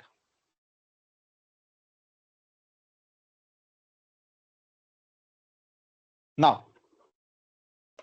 अभी क्वेश्चन रह सकता है, यू आर ऑन फाइनल्स, क्या क्या रिपोर्ट करेंगे, हैव अ लुक। ये सब पोजीशन रिपोर्ट जैसा कॉल है, बस उस पर्टिकुलर पोजीशन के लिए जो इंपॉर्टेंट है उसको हम लोग एडिशनली रिपोर्ट कर दे रहे हैं। क्वेश्चन आया यू आर ऑन फाइनल्स, ठीक है। अब देखो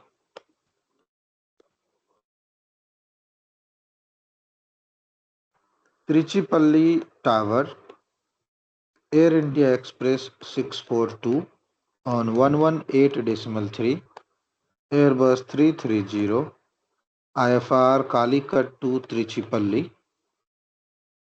Current position on finals, ठीक है, finals.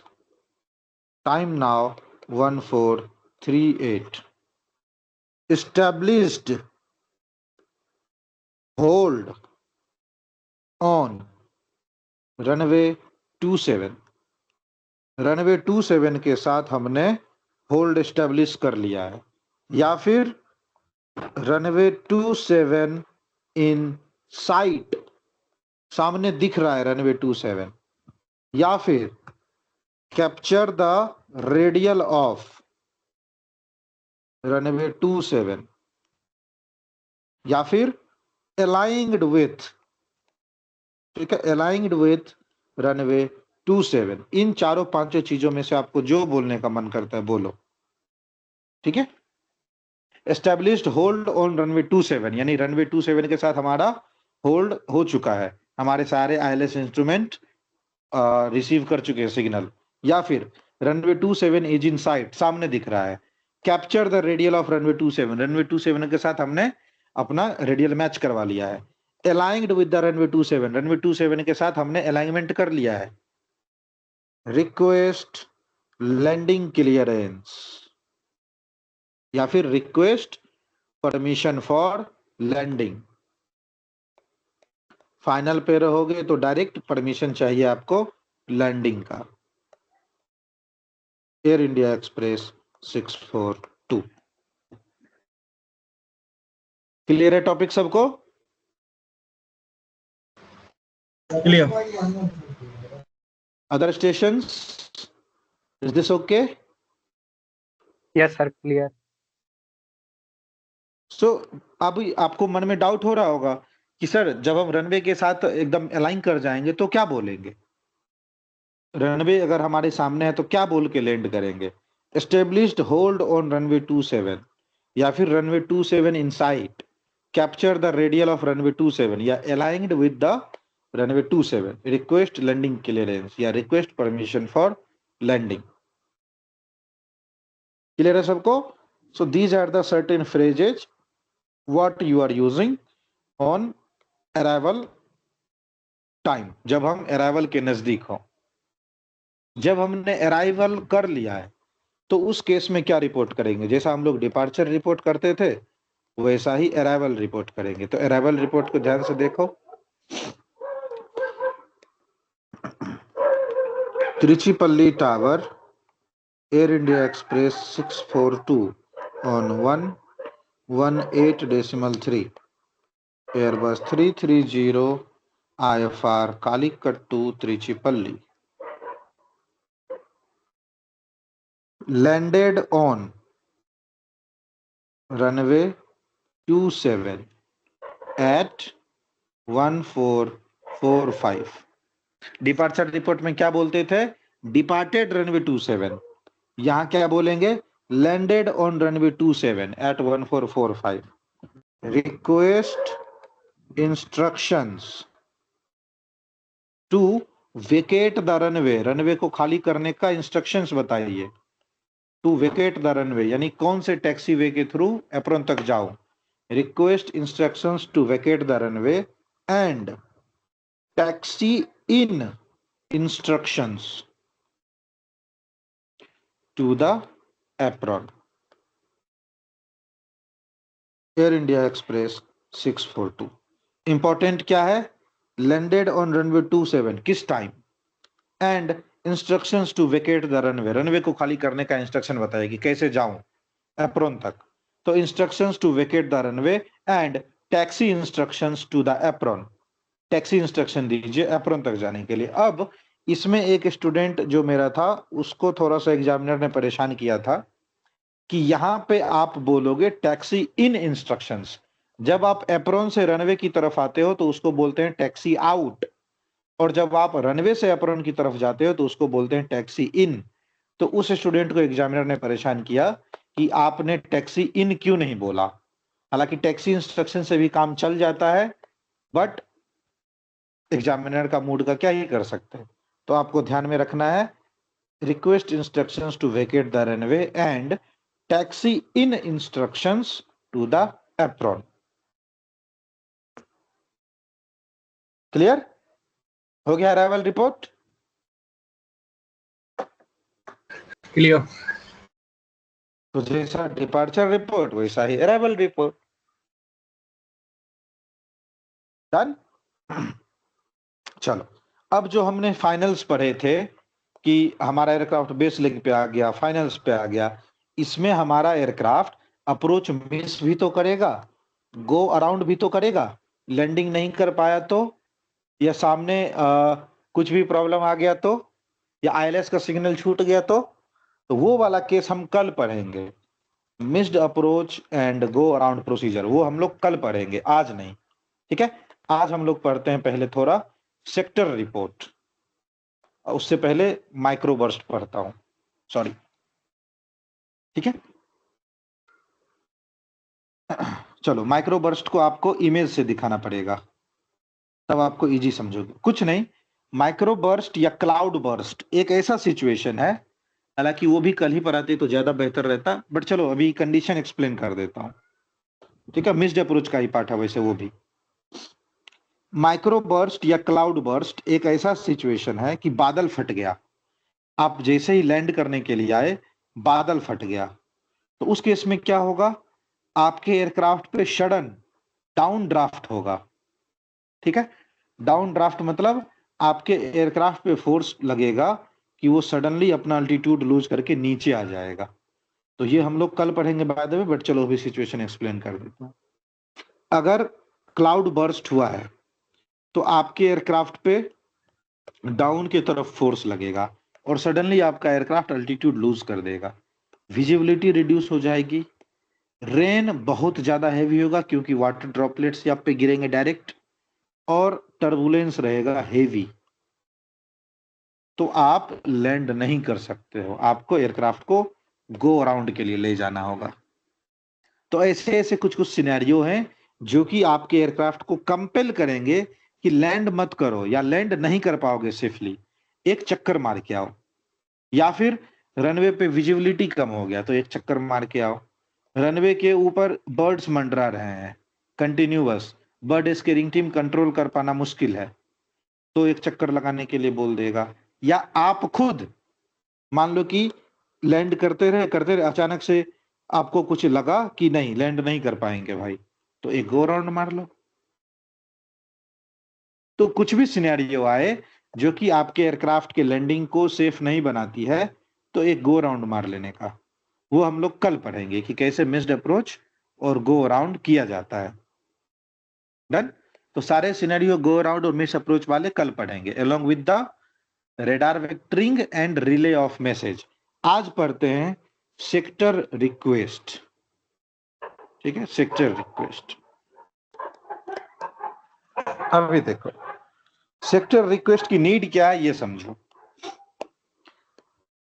हमने कंडीशन पढ़ा कि हमारे एयरक्राफ्ट का फ्लैप स्टक हो गया और हम चाहते हैं कि लैंड करें उसी एयरपोर्ट पे वापस। पढ़ा ना कंडीशन कि flap stuck immediately after takeoff, तो request instructions to land back at Mumbai like this. तो request instructions to land back at Calicut. लेकिन क्या ये पॉसिबल है? नहीं। क्यों? क्योंकि आपके एयरक्राफ्ट में एक होता है उसको बोलते हैं landing weight, minimum landing weight. Aircraft जिस वेट के साथ टेक ऑफ करता है उस वेट के साथ लैंड नहीं कर सकता है। अगर वो उतने वेट के साथ लैंड कर गया तो उसके लिए आ जाएगा कंडीशन हेवी लैंडिंग, एयरक्राफ्ट का हेवी लैंडिंग हो जाएगा। हेवी लैंडिंग होगा तो उसके स्किन, एयरक्राफ्ट के स्किन, विंग्स, फ्यूजलेज ये सब डैमेज हो सकते हैं। तो इसी के लिए एयरक्राफ्ट उतने वेट के साथ लैंड नहीं कर सकता है। तो क्या करेगा? तो रास्ते में कहीं घूमेगा किसी पर्पस से। या फिर सपोज आपने एक हेलीकॉप्टर ऑपरेट करना शुरू किया और आपके पास बहुत पैसा है। ठीक है, आपके पास बहुत पैसा है। सपोज आपकी शादी हो रही है एंड यू वांट कि आपके घर के ऊपर हेलीकॉप्टर से फूल बरसाए जाए। ठीक है, फ्लावर्स ड्रॉपिंग किया जाए। तो क्या होगा, जो आपका घर है जो या फिर जो आपके गांव का एरिया है वहां पे वो हेलीकॉप्टर मंडराएगा चारों ओर, यानी वो एक किसी खास सेक्टर में ऑपरेट करेगा for a certain time period.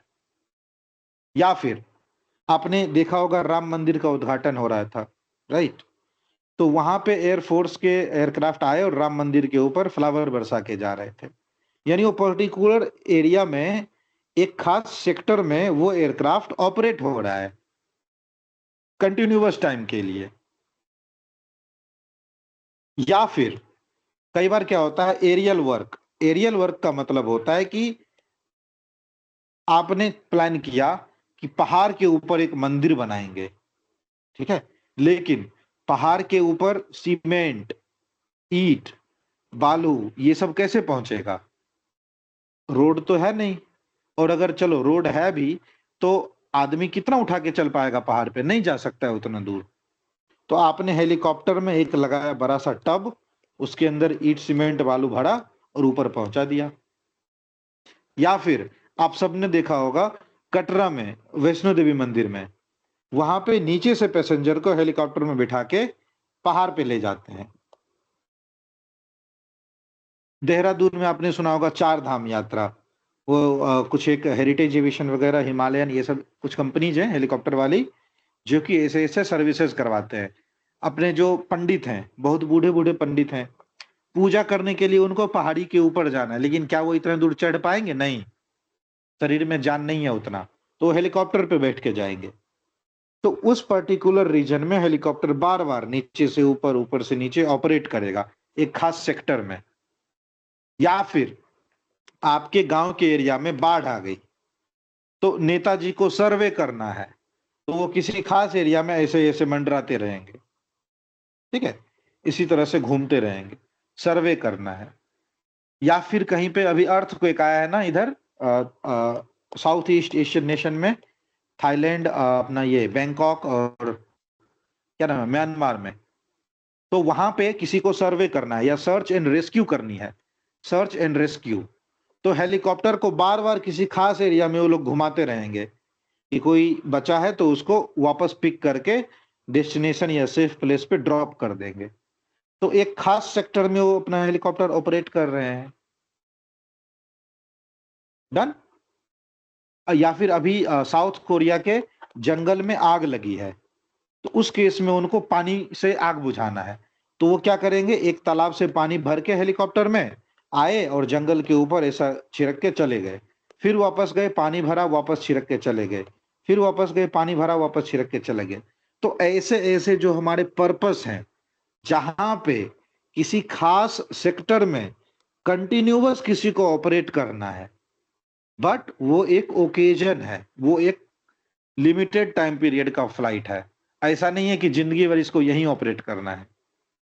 वो एक ओकेजन है, 1 घंटे के लिए, 2 घंटे के लिए, 1 दिन के लिए, 3 दिन के लिए, 5 दिन के लिए।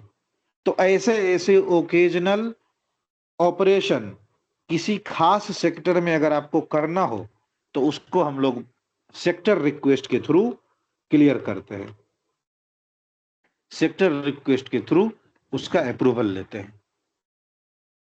आई होप कि ये सारे सिनेरियो आपको समझ में आए होंगे। सिनेरियो समझ में आए सबको?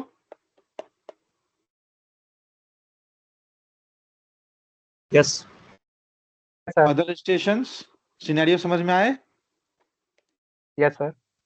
या फिर आपको सपोज भोपाल एयरपोर्ट पे लैंड करना है, बट आप कहीं से उड़ते उड़ते आए तो पता चला कि फ्लाइट लेवल 21,000 फीट पे आप भोपाल के एकदम ऊपर पहुंच गए। तो क्या भोपाल के ऊपर 21,000 फीट पे अगर आप पहुंच चुके हैं तो भोपाल पे लैंड करना पॉसिबल है? नहीं। इतना स्टीप लैंडिंग कौन देगा? नहीं कर पाओगे। तो अगर आप एयर ट्रैफिक सर्किट भी ज्वाइन करोगे तो वो है 4,000 फीट पे, तो इतना सडन कैसे डिसेंड करोगे? और अचानक से अगर एयरक्राफ्ट का नोज डाउन कर दोगे तो लास्ट वाला पैसेंजर कॉकपिट में आ जाएगा। ठीक है, तो कॉकपिट का तो गेट बंद रखना है, कॉकपिट का तो एंट्री नहीं करनी है। अगर आप सडन एयरक्राफ्ट का नोज डाउन कर दोगे तो पीछे वाला पैसेंजर जहाज उड़ाने के लिए पहुंच जाएगा कि मुझे भी थोड़ा उड़ाने दो। तो ऐसा तो करना नहीं है।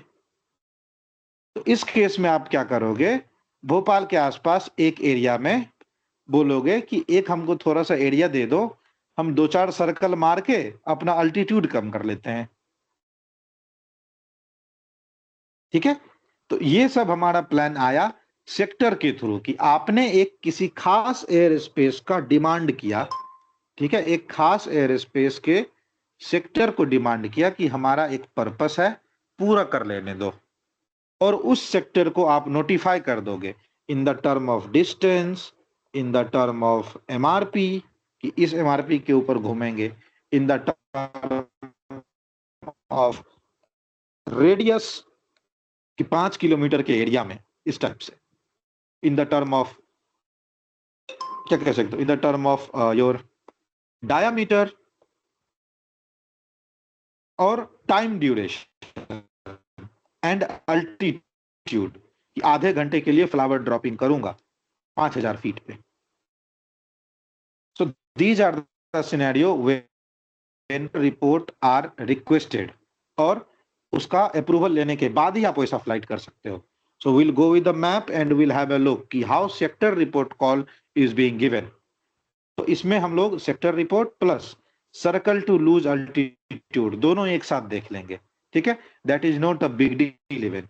चलो क्वेश्चन रहा, ठीक है, question in front of you, you want to carry out survey flight, you want to carry out survey flight, survey flight, survey flight eight, इधर ये रेड ब्लू डॉट जो बना रहा हूं ना, उधर आप मान लो कि सर्वे फ्लाइट करना चाहते हो। इसका डिस्टेंस हाइपोथेटिकल समझ लो 100 nautical mile, flight eight 100 nautical mile of Trivandrum, ये आपने प्लान किया। सो how that call can go, have a look, note करना आंसर सब लोग। Trivandrum approach Air India Express 642 on 118.3, Airbus 330, Kalikattu Richipalli, IFR, current position, flight level 210, Whiskey 15, radial 345, 40 DME, inbound Trivandrum. Time now 1215. ठीक है, अब देखो would like to carry out, ये हमने position report दिया, तो आपका जो भी पोजीशन है आप अपना रिपोर्ट करो। Would like to carry out survey flight, ठीक है, survey flight in the south west of Trivandrum at 100 nautical mile, altitude 7,000 feet, duration 30 minutes, request permission, Air India Express 642।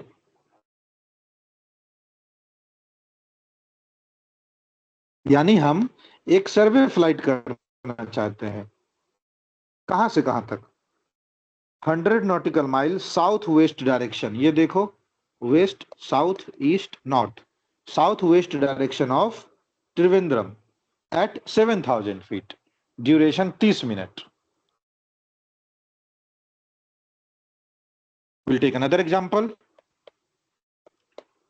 ये रेड कलर का जो डॉट बना रहा हूं 150 नॉटिकल माइल दूर है। इस रेड कलर के डॉट पे हमको फ्लावर्स ड्रॉपिंग करने हैं, फूल बरसाने हैं, ठीक है, फ्लावर्स ड्रॉपिंग करने हैं। सो how that can call go, have a look. इस केस में हम एक हेलीकॉप्टर ऑपरेट करेंगे और वो त्रिवेंद्रम से ही टेक ऑफ करेगा। So we can be anywhere upon ground, taxiway, जिधर हो। Trivandrum tower, Victor Tango Golf Mike Sierra, ठीक है, on 118.1, position apron 3 stand 4,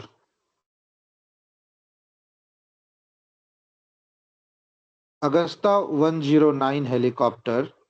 helicopter का भी क्वेश्चन अगर एग्जाम में आया ना, तो जैसे फिक्स्ड विंग में आप बोलते हो ना एयरबस 330, एयरबस 320, तो हेलीकॉप्टर के केस में आप हेलीकॉप्टर बोलो, या अगस्ता 109 हेलीकॉप्टर, या बेल 429 हेलीकॉप्टर, इस तरह से हेलीकॉप्टर के केस में हेलीकॉप्टर मेंशन करो। Agusta 109 helicopter would like to perform, ठीक है, would like to perform flowers dropping, flowers dropping 15 nautical mile south west of Trivandrum, Trivandrum से 150 nautical mile south west, at an altitude of, ठीक है, at an altitude 7,000 feet, duration 10 minutes, request permission. बस call में कहीं पे ऐसा नहीं लिखेंगे रिक्वेस्ट सेक्टर या रिक्वेस्ट सेक्टर अप्रूवल, बस आपको समझना है कि एक सेक्टर का डिमांड करेंगे हम, जो कि किसी खास डिस्टेंस पे होगा, किसी खास डायरेक्शन में होगा, किस अल्टीट्यूड पे उस सेक्टर में फ्लाई करोगे और कितने देर तक फ्लाई करोगे, तभी तो वो आपको क्लियरेंस दे पाएगा कि इतने हाइट पे 10 मिनट के लिए ये वाला एरिया आपको दे दिया, रिजर्व कर दिया आपके लिए। ये हो गया flowers dropping. Circle to lose altitude का देखो, जैसा हमने एक्सप्लेन किया था सेम वैसा ही। सपोज हमारा त्रिवेंद्रम ही अप्रोच स्टेशन है, ठीक है, और हेलीकॉप्टर ही चलो दूसरा ले लेता हूं, कालीकट टू त्रिवेंद्रम का ऑप्शन लेता हूं, एयरबस 330, नोट करो सब टाइप के call, circle to lose altitude circle to lose altitude. Airbus 330, Calicut to Trivandrum, IFR, current position, overhead Trivandrum के ऊपर आ गए, flight level 210, time now 1415, unable to descend for landing, due aircraft performance, हमारे aircraft का performance ऐसा है कि हम नहीं कर सकते डिसेंड। याद है नेगेटिव वाला फुल फॉर्म? नेगेटिव का यूज हम लोग कहाँ कहाँ करते थे? Not capable due aircraft performance. हमारे एयरक्राफ्ट ऐसा नहीं है कि हम स्टीप लैंडिंग कर पाए। स्टीप लैंडिंग करेंगे तो पीछे का पैसेंजर कॉकपिट में आके हमसे हालचाल पूछने लगेगा। तो unable to descend due aircraft performance. तो क्या चाहते हो भैया? वुड लाइक टू, ठीक है, would like to carry out, would like to carry out circle flight, ठीक है, ये circle operation at 20 nautical mile east of Trivandrum. देखो त्रिवेंद्रम से 20 नॉटिकल माइल ईस्ट, इधर 20 nautical mile east of Trivandrum, या फिर 20 nautical mile north of Trivandrum, and will join air traffic circuit reaching transition altitude। या फिर ये सब कुछ मत बोलो, सीधा will join air traffic circuit after losing altitude, after losing altitude, request clearance या request permission। Air India express 642, very simple, कुछ भी नहीं। हम डिसेंड नहीं कर सकते हैं क्योंकि एयरक्राफ्ट का परफॉर्मेंस उस हिसाब से नहीं है। तो would like to carry out circle flight या circle operation at 20 nautical mile east of Trivandrum, Trivandrum से ईस्टर्न डायरेक्शन में 20 नॉटिकल माइल पे। Will rejoin air traffic circuit after losing altitude, request permission. Clear है? क्लियर। चलो अब आते हैं, फ्लैप स्टक हो गया तो उस केस में क्या करेंगे? अब जैसा सर्किल अल्टीट्यूड हम लोग डिस्टेंस पे मांगते हैं ना, कि यहां से इतना दूर, वहां से इतना दूर, यहां से इतना आगे, यहां से उतना पीछे, सेम आप एक सेक्टर को दो रेडियल के बीच में भी डिनोट कर सकते हो कि request sector in between radial 043 and 117 at 15 nautical mile, इस टाइप से। इन दोनों रूट के बीच में, इन दोनों रेडियल के बीच में एक सेक्टर दे दो ताकि फ्यूल बर्न कर सके एक्स्ट्रा, इस टाइप से। तो कैसा कॉल जाएगा? देखो अभी तक हमने कैसा सेक्टर मांगा?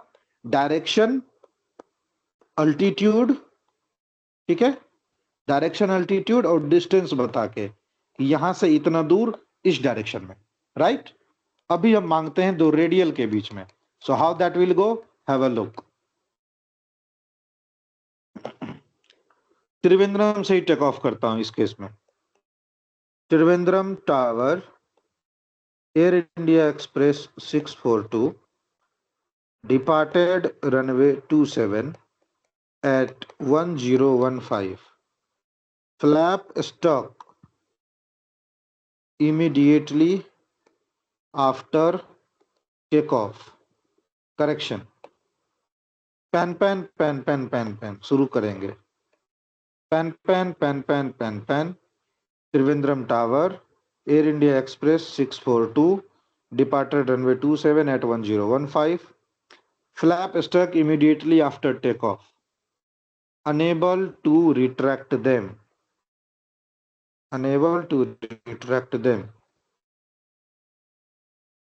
request instructions to land back at Trivandrum, एक चीज, and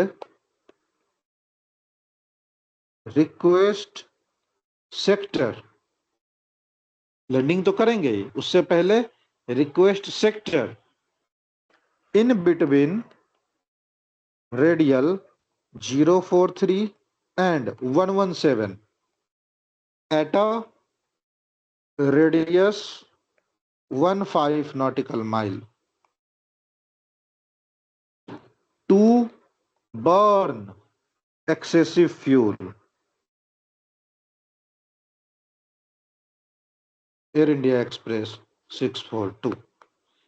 मैं एक सेक्टर रिक्वेस्ट कर रहा हूं in between 043 and 117 at a radius 15 nautical mile, ये वाला एरिया 15 नॉटिकल माइल के रेडियस पे, to burn excessive fuel. Duration ये बोलना भूल गया, duration 30 minutes, air India express 642। Clear है सबको? क्लियर। अब आप बोलोगे कि सर आप भी तो बोलना भूलते हो कॉल में, आपने भी ये मिस कर दिया, आपने भी ये ऐसा, मतलब हर कॉल में कुछ ना कुछ आप मिस कर देते हो। Because of practice, to be honest, मैं यहाँ पे ऐसा नहीं बोलूंगा कि मैं ब्रह्मा जी बैठा हूँ मुझे सब पता रहेगा।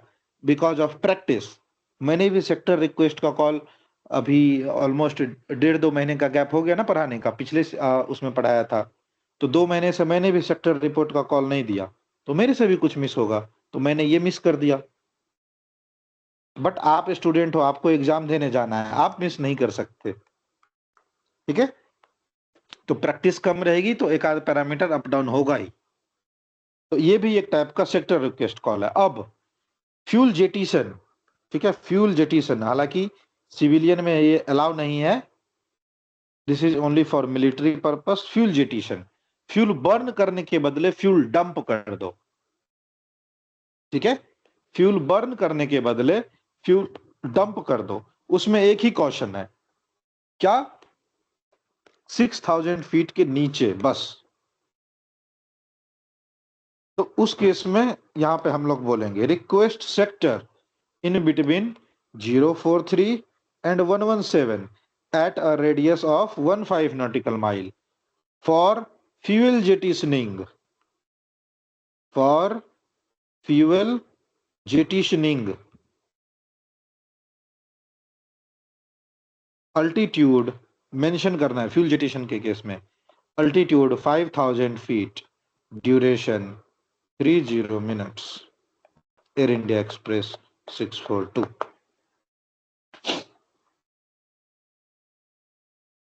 Is that clear everyone?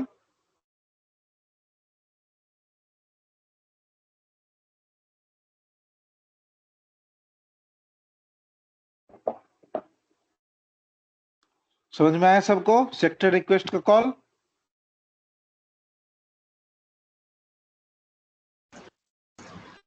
Yes.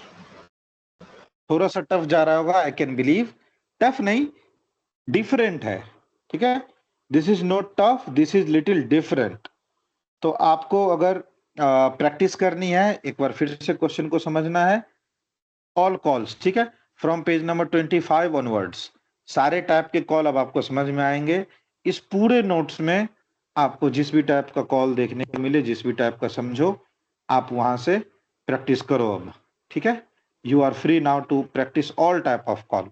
और देखो, अगर आपको सेक्टर रिक्वेस्ट का कॉल करना है तो पेज नंबर 22 पे लिखा हुआ है सेक्टर फ्लाइंग का केस, ठीक है? और हमने पर्पस भी यहाँ पे स्पेशली मेंशन किया हुआ है कि किस किस पर्पस से कॉल कर सकते हो आप regarding sector request. So everything is given on the page number 22। अगर आपको रिफ्रेश होने के लिए, खुद से पढ़ने के लिए फिर से पढ़ना है तो यहाँ पे पढ़ो, हर एक केस यहाँ पे मेंशन है, आपको समझ में आएगा, ठीक है? और 2 टाइप के कॉल भी दिए हुए हैं आपके प्रैक्टिस के लिए, so you can prepare accordingly. Is that clear? Yes, Clear. sir. happened to every- नींद आ गई? Other station alpha Juliet delta पापा रोमियो किलो, Clear, sir. ठीक है. By the way these concepts are not so tough, this is just different, ठीक है, जो कि थोड़ा सा नॉर्मल लीक से हट के है, तो इसलिए आपको पढ़ना थोड़ा सा अलग लग रहा होगा, but all looks normal only. तो हमने सेक्टर रिक्वेस्ट देख लिया, क्या पर्पस है, कैसे रिपोर्ट करना है, क्या क्या रिक्वेस्ट करना है, एयर रेप या पायरेप देख लिया, डन. उसके बाद हमने इधर तो कुछ नहीं देखा, चलो सर्कल टू लूज एल्टीट्यूड देख लिया, अराइवल रिपोर्ट देख लिया, राइट, अराइवल रिपोर्ट देख लिया. कल हम लोग पढ़े कंडीशंस रिगार्डिंग डिसेंट, ये भी हमने देख लिया. कल हम लोग पढ़ेंगे थोड़ा सा missed approach procedure and radar vectoring and relay of message. ये सब भी छोटे छोटे टॉपिक हैं, बिल्कुल लेंदी नहीं है. Radar vectoring, relay of message last में पढ़ेंगे, नहीं होगा तो परसों पढ़ लेंगे. उससे पहले पढ़ेंगे missed approach procedure and go around. तो कल बेसिकली 2 ही टॉपिक रखते हैं, अभी अपने पास बहुत टाइम है, इतना हार्ड एंड फास्ट क्लोज करने की भी जरूरत नहीं है. कल हम लोग missed approach and go around procedure यही पढ़ेंगे, स्पेशली रडार वेक्टरिंग और रिले लास्ट में कुछ करते हैं परसों के लिए. कल हम लोग फिर से प्रैक्टिस करेंगे, वापस आएंगे प्रैक्टिस सेशन पे, सेक्टर रिक्वेस्ट के प्रैक्टिस सेशन पे, डन. ये थोड़ा सा डिफरेंट है, सो आई विल सीक कि आप लोगों को इस पे प्रैक्टिस अच्छी हो, क्योंकि एक सर्वे वाला कॉल आता ही आता है, ठीक है. क्या पता आपके पेपर में आ जाए, so be ready for it. Tomorrow will see with some practice and further more topics, and I think that's enough for today. We'll see you tomorrow 9 o'clock, ठीक है. Okay. That's all for today. Have a good night. Bye bye. Good night. Sir, bye bye.